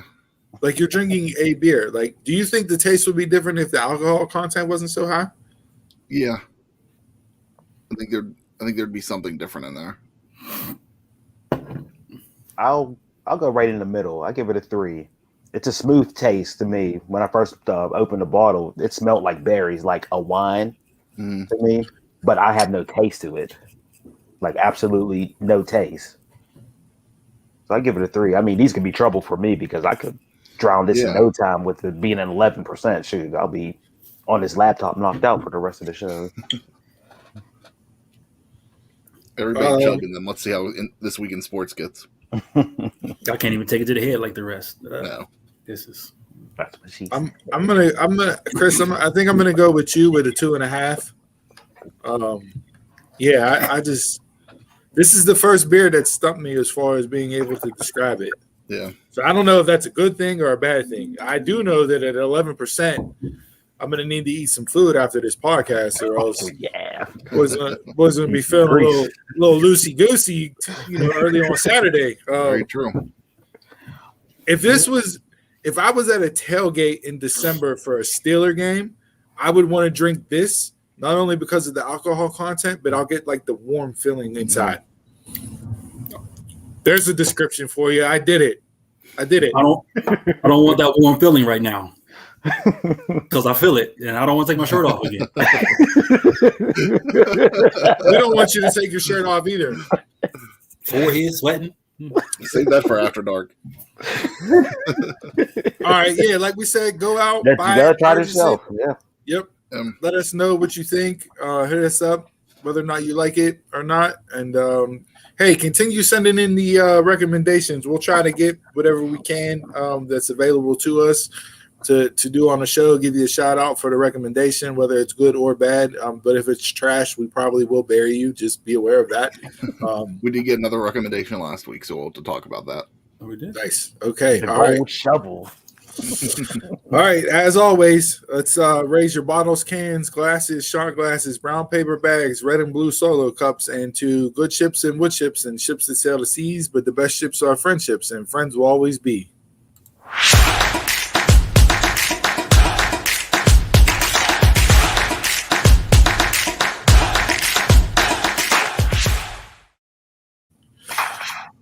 All right, this week in sports, guys, obviously football season, that's all that matters, right? College and pro. But before we get into football, just a couple of things that I wanted to touch on. First off, the Milwaukee Bucks. Kudos to them and shout out to them. They hired Lisa Byington. I apologize for mispronouncing your last name.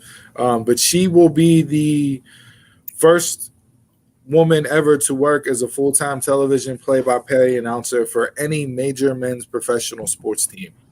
So shout outs to her, kudos to her.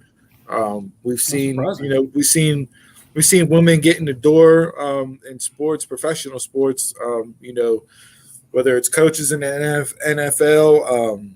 I believe that the NFL also was the opening week. I think they had their first ever black female referee. Mm-hmm. And that we saw Doris Burke with the NBA. Kudos to the Bucks for making that hire and getting out there. Like I said before, it's just because it's gender v. gender doesn't mean that a woman can't do the job, and it's been way too long and overlooked by far too many people. So I'm glad to see women continuing to knock down barriers there and get in the spots that not just sideline reporters anymore, right? So if I got a daughter growing up, and if she gets into a sport and is really into it and passionate about it and love it, I could say, hey, you can be a play-by-play announcer, you can be a referee. Like there's different things, different avenues now than strictly, oh, you're a sideline reporter, which is a good thing, right? So there's that. And then also wanted to give a shout out to Kari Lloyd, making her retirement run with the U.S. women's national soccer team. She had 5 goals the other night against Panama. I believe that tied the most ever in a game. So shout out to her. Up there with the greats of the Abby Wambachs and the Mia Hamms and everybody else. If you go over the generations, her name is up there, and could argue as being the top women's soccer player that the U.S. has ever had. So kudos to her. Shout out to her. And then I think that's all I had outside of football. Yeah, that was it. Pitt. Big time win over Tennessee last week. Donald, suck it. Tennessee doing Tennessee things. Hey, Pitt did Pitt things too by letting them back in that game. I'm like, Jesus Christ, can we just end the game already? Like, the longer this runs, the more of a chance Tennessee got to come back. Can we all take a minute to sing Rocky Top? No. I don't even want to hear it. No, you just brought that up as a dig to get a reaction out of me from the Bell to Bell segment with Becky Lynch coming out last night. College football this week. I guess the 2 big games that I have circled, Bama versus Florida. So number 1 versus, I think, 11 in the country. Bama's a 14-point favorite, which is crazy.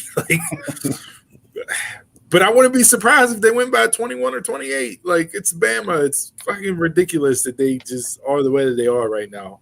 Their game last year was unbelievable. That was just an offensive fest.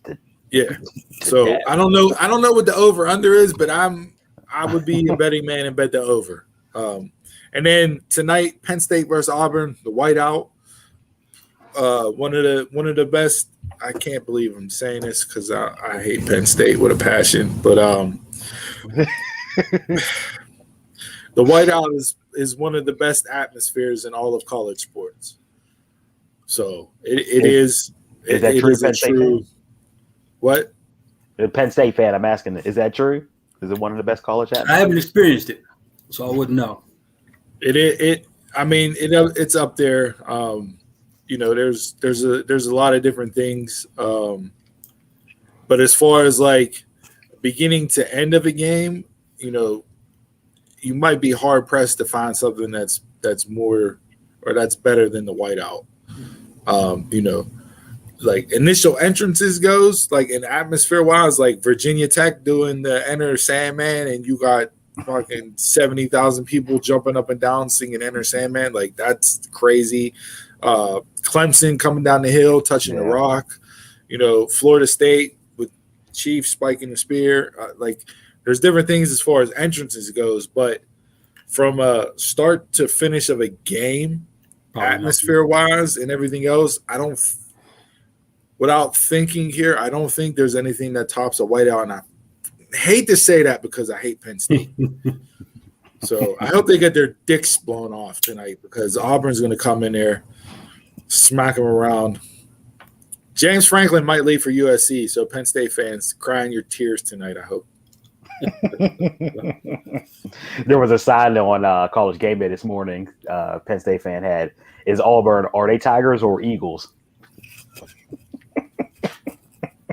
Nicely played. Nicely played. Is game like College Game Day? Is that the best like?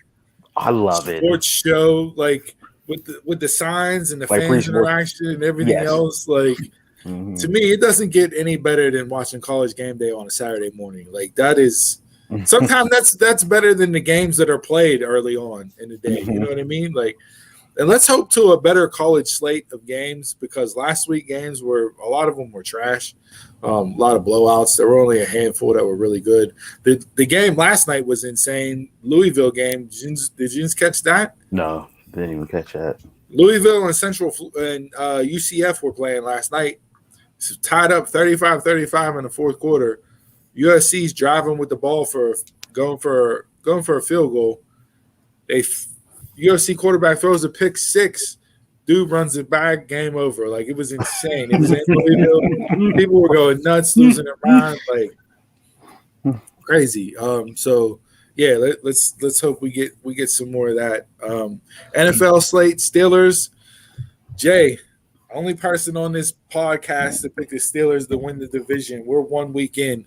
Not saying you're going to be right, but. That defense looked real good last week. I hate when they play the Raiders, so they're always suspect. Yeah, they don't look good against the Raiders. We've had the Terrell Pryor game, we've had the Bruce Gradkowski game. God, awful. The Raiders. I don't know what it is about them, but and it always seems to be the Gradkowski game was here, but typically when we go out to Oakland is whenever they lay a dud.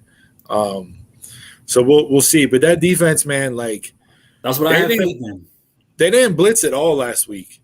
They blitzed 2 plays last week out of, I think, 54 plays they were on the field, 56 plays. They only blitzed twice, which for the Steelers, and we live in Blitzburg, right? That's the moniker. It's been that way since the 90s. I've seen him so much, I'm beginning to hate him right now. The pressure. I hate that number 8 coming around the edge on defense. Yeah, the numbers, that's one of the takeaways from week 1 watching NFL football was like seeing 8 and 6s and everything else on defense like really threw me for a loop, dude. I'm like, they always say that like Tommy Baggs coming around the end. Yeah. But no, Cam Hayward had 12 pressures last week himself. TJ Watt, I think, had 8 or 9. Like, if you're getting that type of pressure with the front four, like, that secondary, which may be question marks, and we'll see. Buffalo has a really good offense, though. So, like, that front four pressure, you get that type of production out of them, and Tuitt's not even out there. Like, you won't have to blitz, and that'll help out a lot with the secondary. So the offense struggled. Like I thought they would. Offensive line didn't cost them the game, but it didn't necessarily win them the game either. They were coming together the second half. They were gelling a lot more. They were. Yeah, but listen, you still can't run for 2.8 yards a carry. No, of course not. You can't have that. No. You can't have that and have success over the course of a 17-game season. Like, it's just not going to happen. So the defense will figure that out. Yeah, shut that down. Yeah, the Ravens. I think the Ravens are in trouble this year. They have a lot of injuries. They have more people go out for the year after week 1. So that team is completely snake bitten by injuries right now. The Browns, they lost to the Chiefs, but the Browns were blowing them out. And then the Chiefs do what the Chiefs do, which make the Chiefs the Chiefs. They just hit the fucking switch, and it was like, oh, yeah, we'll just go out there and bing, bing, bing, touchdown, ball game. Like, it's insane how the Chiefs can just turn it on and do whatever they want to do when they want to do it. So, yeah, I still think it'll come down between the Browns and Steelers, and we'll see how that plays out. But, yeah, 2-0 to start would be nice way to get the ball rolling. We'll see. The Raiders had that overtime game Monday night, so Steelers should be able to jump on them early. West Coast team coming East Coast. That's always a big deal, right? The time difference. It's a 1 o'clock kickoff, which if you factor in the time change, it's really 10 o'clock. So, like, there's no excuses tomorrow, right? Like, Steelers should win. But it's the Steelers. So my blood pressure will be on 1,000, and I'll be watching the game, with Raven screaming like I do every single week. So yeah, any other takeaways from week 1 of the NFL season? Things you like, what you didn't like? I'm 1-0 fantasy, big time game right there. Stepped it up. Off to a hot start this week. I had Terry McLaurin on Thursday night. Shout out to Cam for talking sense into me and letting McLaurin play. I was a little hesitant against the matchup against Bradbury, but he owned him all night long on Thursday night. So yeah, we're off and running here. Aaron Rodgers looked like he was just throwing the ball up there. It was like, probably, I don't care. People were really saying like Rodgers out there sandbagging and he's taking the season. Hey, listen, Green Bay's in trouble. They have Bakhtiari still hurt. They just put Jair Alexander on IR. They're in some trouble here. So if it is the last dance, I'm not sure if it'll even make the playoffs based on how they looked last week. But I mean, like, hey, listen, like Roger said, like, relax. It's one game. It is. It is only one game, right? But I think that the issues that popped up during that game, until they get people back healthy, are going to be issues that they're going to have to deal with. Yeah. Right. So, like, I would.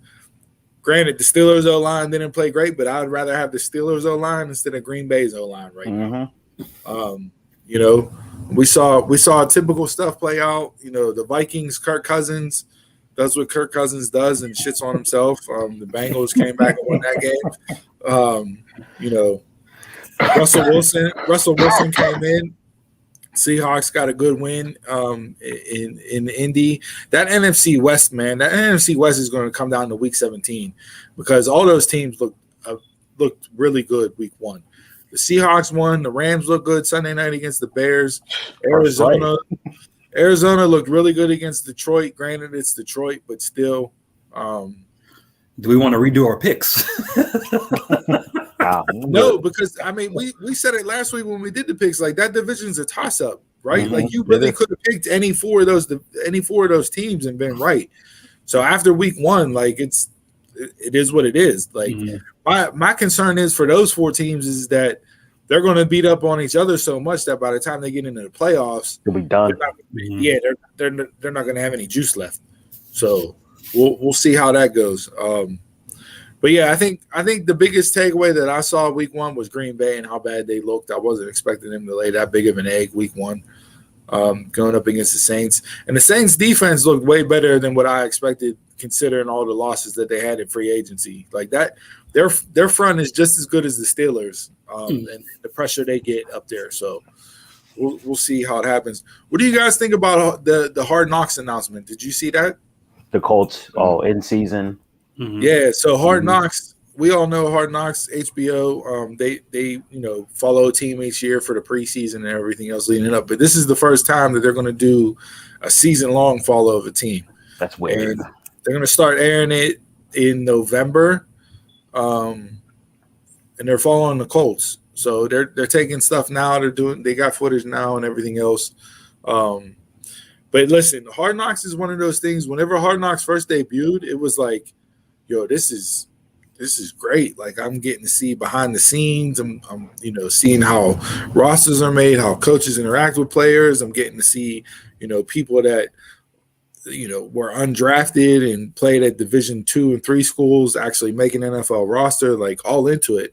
And then with social media, teams started doing their own stuff. It was like, well, I don't need to watch Hard Knocks because I can watch along with my favorite team's social media. They're giving me the same thing Hard Knocks does, or you know what I mean? Hard Knocks does. So like, I know viewership was down for Hard Knocks with the Cowboys for this year. So I'll be interested to see if this is like the next evolution of that.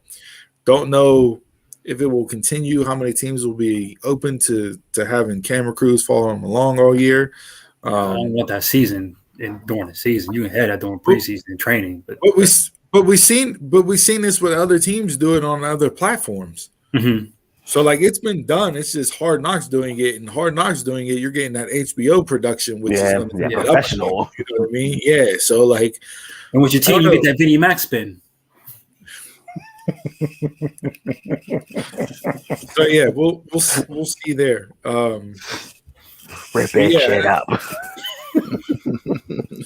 Yeah. So yeah, I don't know. Big slate of games tomorrow. Like I said, Steelers Raiders is the big thing. That's the key takeaway tomorrow. Obviously, because we're all homers here. Chiefs Ravens is Sunday night. That'll be big. Oh, did any of you guys tune in for the Manning Brothers podcast or the Manning Brothers broadcast on Monday night? I saw highlights on it and I was dying. Oh my god! Greatest thing I ever watched, and this is no. I tweeted this out as I was watching it. No slight to the guys on Monday Night Football, right? Because I like Levy, I like Greasy, I love Louis Riddick. Like I can listen to Louis Riddick talk football all day long. Like those guys are really good. But listening to Peyton Manning and Eli Manning break down football the way that they broke down football was an absolute treat, and something as a fan and as you know, I coached midgets and pee-wees football here locally for my home, my hometown and everything else, and like just having that type of mind break down the game was tremendous. And not only that, but then the characters and the people that they had on each quarter made it even better. Like they had Charles Barkley in the first quarter, Travis Kelce in the second, you had Ray Lewis in the third, and then Russell Wilson closed the game out in overtime, and he was tremendous. Like everything about that was great. They had over 800,000 viewers on Monday night on the ESPN team. And they'll probably pick up. Mm-hmm. So they're slated to do. I believe they're slated for 8 games this year. And I don't know if this will give them a whole season. And this is Peyton's production company doing this. Like this is Peyton getting it. And if you watch Peyton's Places on ESPN Plus, like that show was tremendous. Like the stuff he did on there was phenomenal. So I figured it would be good. But like listen to them two crack jokes on each other. Like Peyton put it on the Ravens helmet and it didn't fit. Eli's look at your big ass head. Like you know what I mean? Like it's brothers cracking on brothers watching football. But listening to Peyton Manning, who's obviously a top 2 or 3 quarterback of all time, listening to that mind break down a game, and not only break down a game, but also be a fan. Like he was cheering people on, you know what I mean? He was getting up there like, that's the way, Edwards, way to make a play for your quarterback. Like that's what I like to see. And he was being a fan, you know what I mean? But yeah, it was crazy. Him and Ray Lewis going back and forth as far as, Ray saying, hey, it wasn't until I got to the Pro Bowl and talked with you and Brady and saw how y'all watch film that made me watch film the same way you guys did and break everything down. He goes, I wanted to be just like you, but from a defensive perspective. He's like, I wanted to know all my audibles and checks and everything else. And I didn't have that mentality until I got to Pro Bowl with you and talking with you guys and seeing how Jens broke the game down. Like just fascinating stuff. Like if you're a sports geek, if you're a nerd like me, when you watch that type of stuff, like, dude, tune into that broadcast because it was tremendous. Like, and I know they have a Monday night game this week. I got to go on and see like what games they're slated to do. I know they got eight games this year. But yeah, ESPN got to be real happy with that. Like that was a huge success. Peyton's breaking down plays on the whiteboard. He's going over stuff. Like it was just. When he's breaking down the play and did all that, he had that long ass play. He was like, this ain't even the play. This is all the shifts. Right. Right. Like that's what I mean. Like that's. You hear all those cadences, and I'm thinking like, okay, that's just the play there. Nah. Yeah, that's and that's what he said. He's like, we used to send Edgerrin James out into the flat, and he wasn't even involved in the play. We would just put him out there, and if I saw so and so go with him, I knew okay, I'm in man coverage. I know I got one-on-one here. I know I got the tight end drag. Like it was just crazy the way that the game was broken down just from one shift. Like one person going in motion told him 12 different things that he learned pre-snap before the ball was even snapped. Like hearing that from a fan's perspective is just unbelievable. Like I'm on man can't pick up zone or blitz. And that's why they said quarterback is the hardest position to play. But it wasn't just like you got it from different perspectives. Mm-hmm. You know what I mean? Like you got Barkley on there who was just a fan of football, right? Mm-hmm. So like you got to hear him talk and everything else. Kelsey, tight end talking about the position and everything else. Ray Lewis coming from the defense versus the offensive side of things. And then to me, Russell Wilson was the star of that. Like I became a Russell Wilson fan after watching him on Monday night. Like his interaction, the way he talked and everything else, like, dude, completely blew me away. Like I was sold on that. So I'll continue to tune into that. I think. Did it have a schedule breakdown? I don't know what it is, but like we saw ESPN do this for the college national championship game where they gave the coaches broadcast view of it, where ESPN2 had whatever, like 4 or 5 coaches sitting in a room, and they would break down the game as it was going on, and they would rewind plays and break it down and see what they saw and everything else, which was another lens, which I like too. But this was more like, this was more if we were at a bar watching the game talking about it, only we're at a bar watching the game and we get, a masterclass session of NFL because Peyton Manning and Eli, are talking about it. And Eli, like, say what you will about Eli as a quarterback, but listening to him talk with Peyton, it's like, okay, I can see why, like, you had the success you had because your mind is, it may not have been on Peyton's level, but you're still like the way he was breaking down things was just as impressive as it was listening to Peyton. So you're a man and it's in your blood right there. Listen, they knocked that out of the park. I hope ESPN does this with other sports too. Like, you know what I mean? Like give me an NBA game on Friday nights with ESPN and let me have, whoever, like, I don't even know who you would have do it, but let me get that type of broadcast from an NBA perspective, breaking down the game. It's just, I think they tapped into something there that they could do for other sports that would make them more interesting than just watching and listening to a regular broadcast. Give me that during the Super Bowl. Oh, absolutely. Yeah. You give me Payne and Eli during the Super Bowl, listening to that, like, which I don't know. ESPN, did they get, when they got the new right, when the rights deal came out, did they say who has the Super Bowls now? Because I know they were alternating channels. Do you know? I can't remember how that worked out. Something to look into. Yeah. So, but no, that was to me, like that was the home run of the week, was watching Peyton and Eli on Monday night. Like I'm super excited to watch it Monday night too.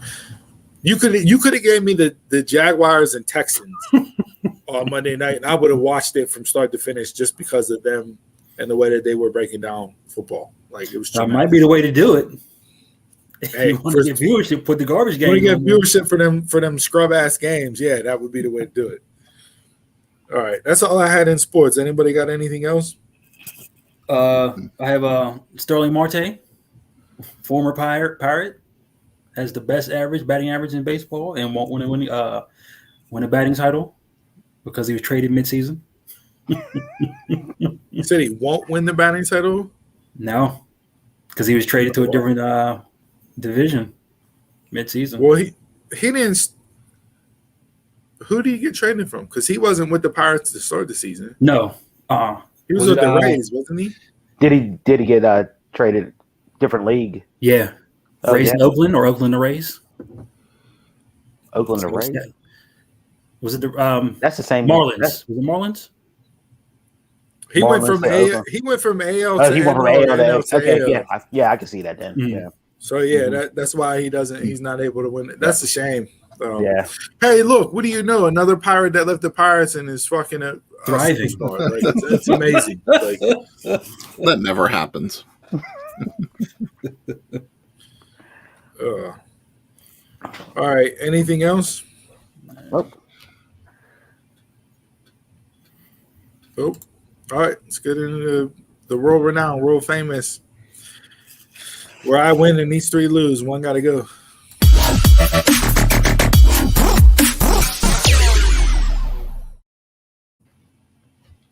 All right, Donald, this week you're one and got to go. After coming off the heels of last week, what did we have for results last week? So coming off of mall food court snacks, everybody chose Steve, Orange Julius. Yeah, that was a no-brainer. Going up against them three, that was a landslide. Yeah. All right, Donald, do you want to set this one up? He probably gave us like some vegan options since he doesn't eat sweets. Like, oh yeah, that's it. That's a good one. I gotta go. Background.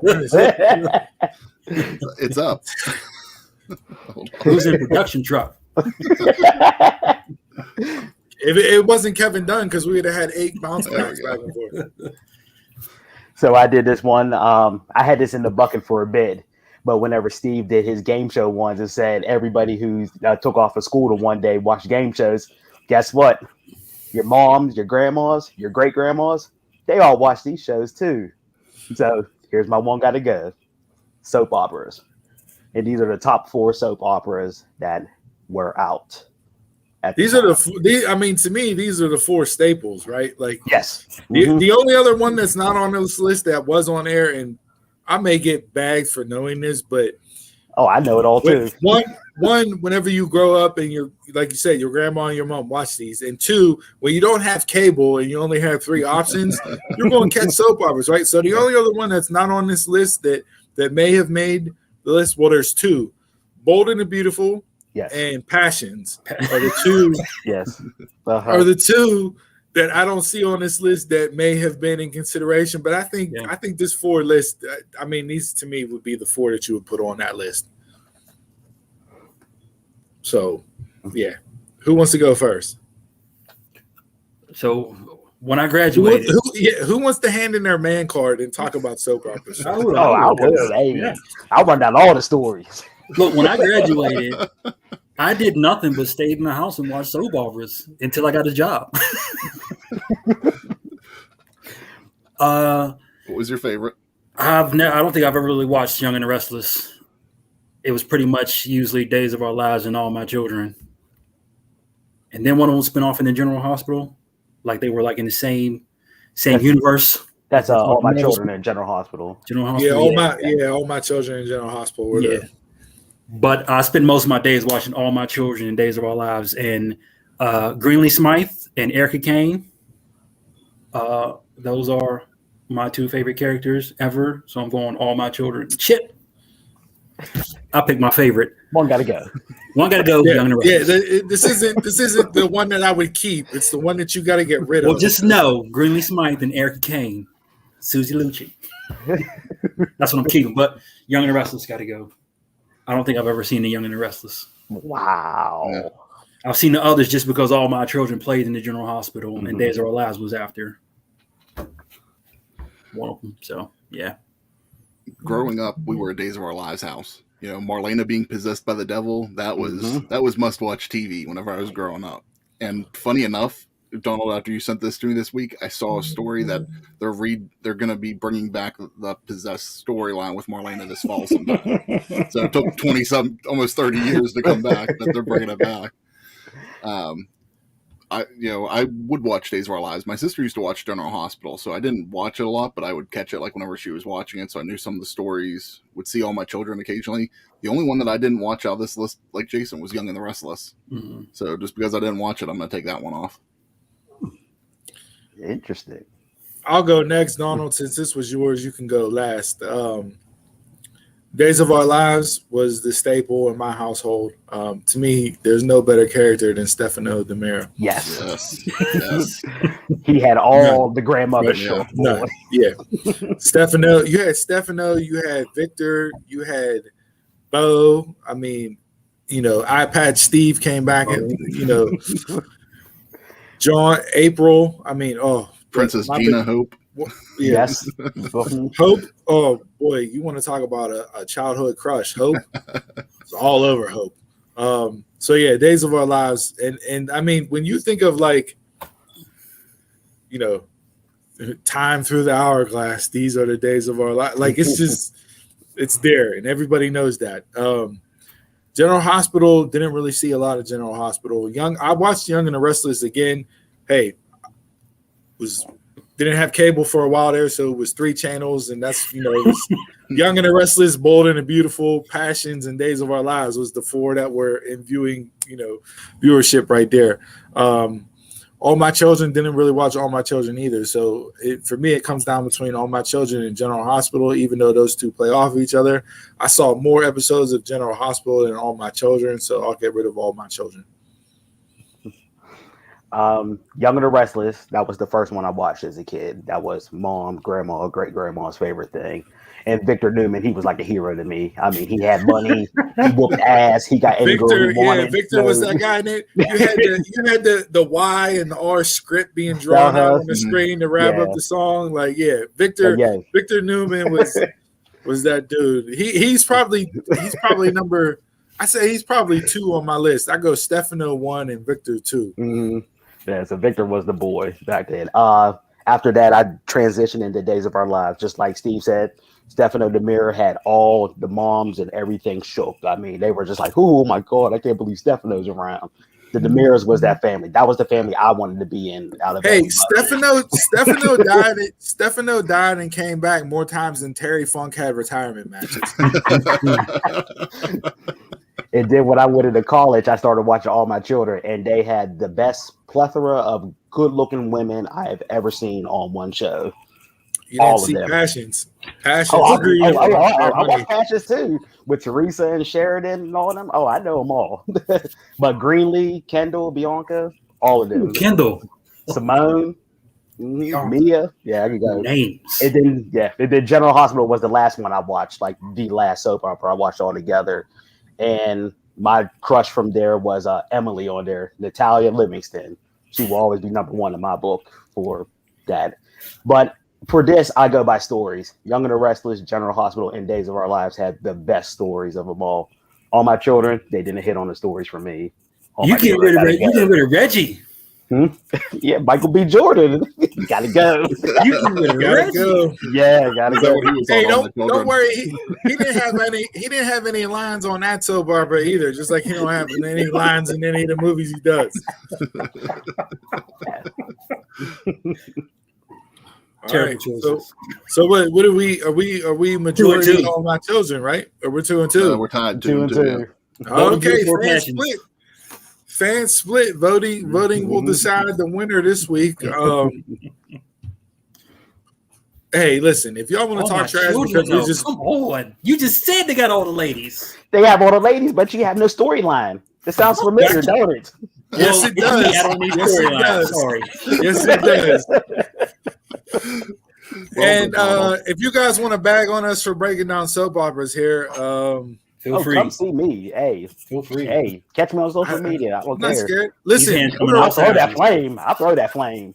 We are a well-rounded podcast here, except for Chris when it comes to black movies and Donna when it comes to comedies. But other than that, we're a well-rounded podcast. So come at us.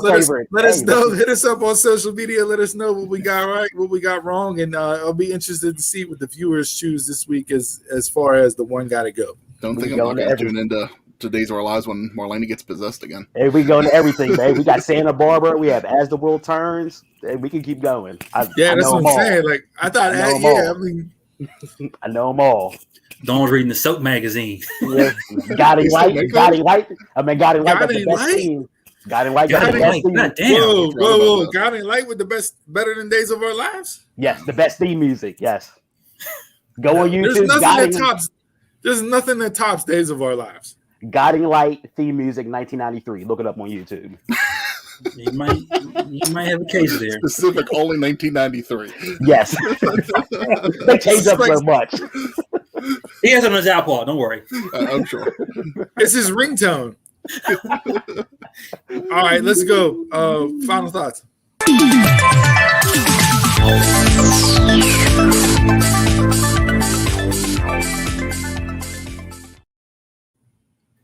All right, I want that to be my wrestling music. Thanks for tuning to episode 54 of the Dumb Marks podcast. Make sure that you like, subscribe, and follow us on all our social media and YouTube channel. We're live every Saturday on all your favorite podcast platforms. And make sure that you buy our merch, prowrestlingtees.com/dumbmarkspod. Gentlemen, anything before we send it home?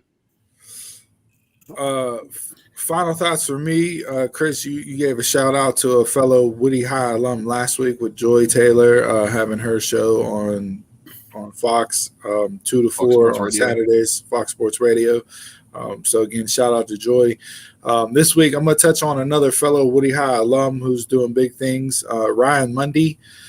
Shout out to Ryan Mundy and his I don't even want to say foundation, but his venture, so to speak. Ryan Mundy, former Bears and Steelers, he's starting up a platform that he wants it to be the Peloton for Black mental health. It's called Alchemy, and he's raised $4.6 million to bring mental health resources to the Black community. Mm-hmm. With this, he's saying that Alchemy, he wants to help bring mental health resources to all Black Americans, a platform that connects users with professionals in psychology, mindfulness, and wellness, focusing specifically on the Black community. Alchemy provides access to content around issues like intergenerational trauma, systemic racism, anxiety, and microaggressions. So shout out to Mundy for using this platform. We're a big proponent of mental health and you know the pitfalls that a lot of people face. I've spoke about my mental health issues on this podcast a couple times here. So shout out to him for getting those resources into the communities where people may not have resources to go out and seek the mental health that they need to get in order to get them right and back on track. So shout out to Ryan Mundy doing big things there for the former Woody High alum. And then specifically to stick within the Woodland Hills theme, Woodland Hills and Penn Hills played last night. Those of you that are not Pittsburgh related or know about the Pittsburgh area, but take any of the biggest high school rivalries as far as football goes, with communities that are close to each other within wherever you're listening to us at, and that's Woodland Hills versus Penn Hills, right? Always want to root against Penn Hills. Always want Woodland Hills to beat Penn Hills, but this year's game took on bigger significance given the fact of the recent violence that's gone on in the surrounding areas in both of those communities. So last night they played their game in front of no fans due to concerns surrounding the violence and the issues that have gone on. And after the game, both Penn Hills and Woodland Hills gathered, or before the game, both of them gathered for a sign and a show of unity at midfield. Got together and interlocked arms with each other and shared a prayer. And then after the game, they sat in the stands and shared pizza with one another. So shout out to the coaches from both of them staff. Shout out to the young men that were on the field. Football and sports in general are a great way to teach individuals about life lessons, whether it's facing adversity, triumphs, pitfalls, everything else. But shout out to these kids for taking the first step to being part of the solution instead of continuing to be part of the problem. We need to end the violence, period, throughout the communities around our surrounding areas and around wherever you're listening at, surrounding areas around the country. There's too many young kids dying for senseless reasons. So if these guys can come together from not too far communities and show a sign of unity amongst them, and break bread, so to speak, and the symbolism between that. So hopefully it's not going to help with the people that have lost individuals due to the senseless violence. But again, it's that sign of unity and showing, hey, we can come together because we believe in a bigger cause, and we want to be the individuals that put ourselves out there to stop the violence instead of continuing it on.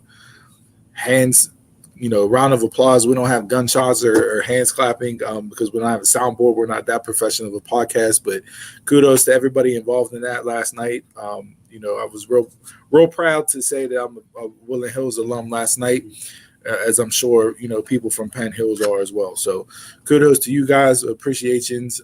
But yeah, just wanted to highlight those two things from a fellow Woody High alum and Ryan Mundy, and then also, the current guys that are there at Woodland Hills right now, and also the guys at Penn Hills for what they did last night to stand up against the senseless violence that's gone on in the communities recently. And if you notice in sports, like it's never really like on field issues. On field, it's all love. Even though it's a big ass rivalry, you love your opponent. It's just sad that the outside world had to affect it. You know? Right. And I mean, we saw this even going back to whenever we were in high school. Like the Penn Hills Woodland Hills game, it was always on a Saturday because they never let it play Friday night because of the violence. And so I mean, this has gone on. You know, me and Chris graduated in 2002. So you're talking 20 years. They've been playing this game either in front of no fans or on a Saturday, early Saturday morning. And it's not just the football game; it's also the basketball games. I remember playing basketball. Yeah, I remember playing basketball my 10th grade year. You know, that was closed off. That was a closed gym.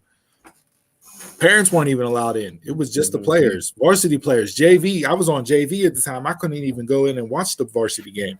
It was closed off. So, like, this has been ongoing, and you know, hopefully, by what they did last night on the field as well as off the field, we can start to turn the corner on something that just doesn't make any sense. It hurts a lot of lives. It impacts a lot of lives. It impacts communities. And it's not just in our community and with schools that we live around. This is something that you see across the country in other areas, in other states, and other communities. So, again, wanted to shed some light on it because it needed to be shed. The young men last night made the right step in the right direction, and hopefully it can continue on and bring about the change that's needed because, you know, nobody wants, you know, their 16, 17, 18-year-old, let alone, you know, somebody that's 39, 40, 45 to go through and lose their life to senseless violence for no reason. But yeah, I just wanted to bring awareness to it, shine a light on it because it was well deserved, and hopefully it'll be the step in the right direction. Anybody got anything else? Nope.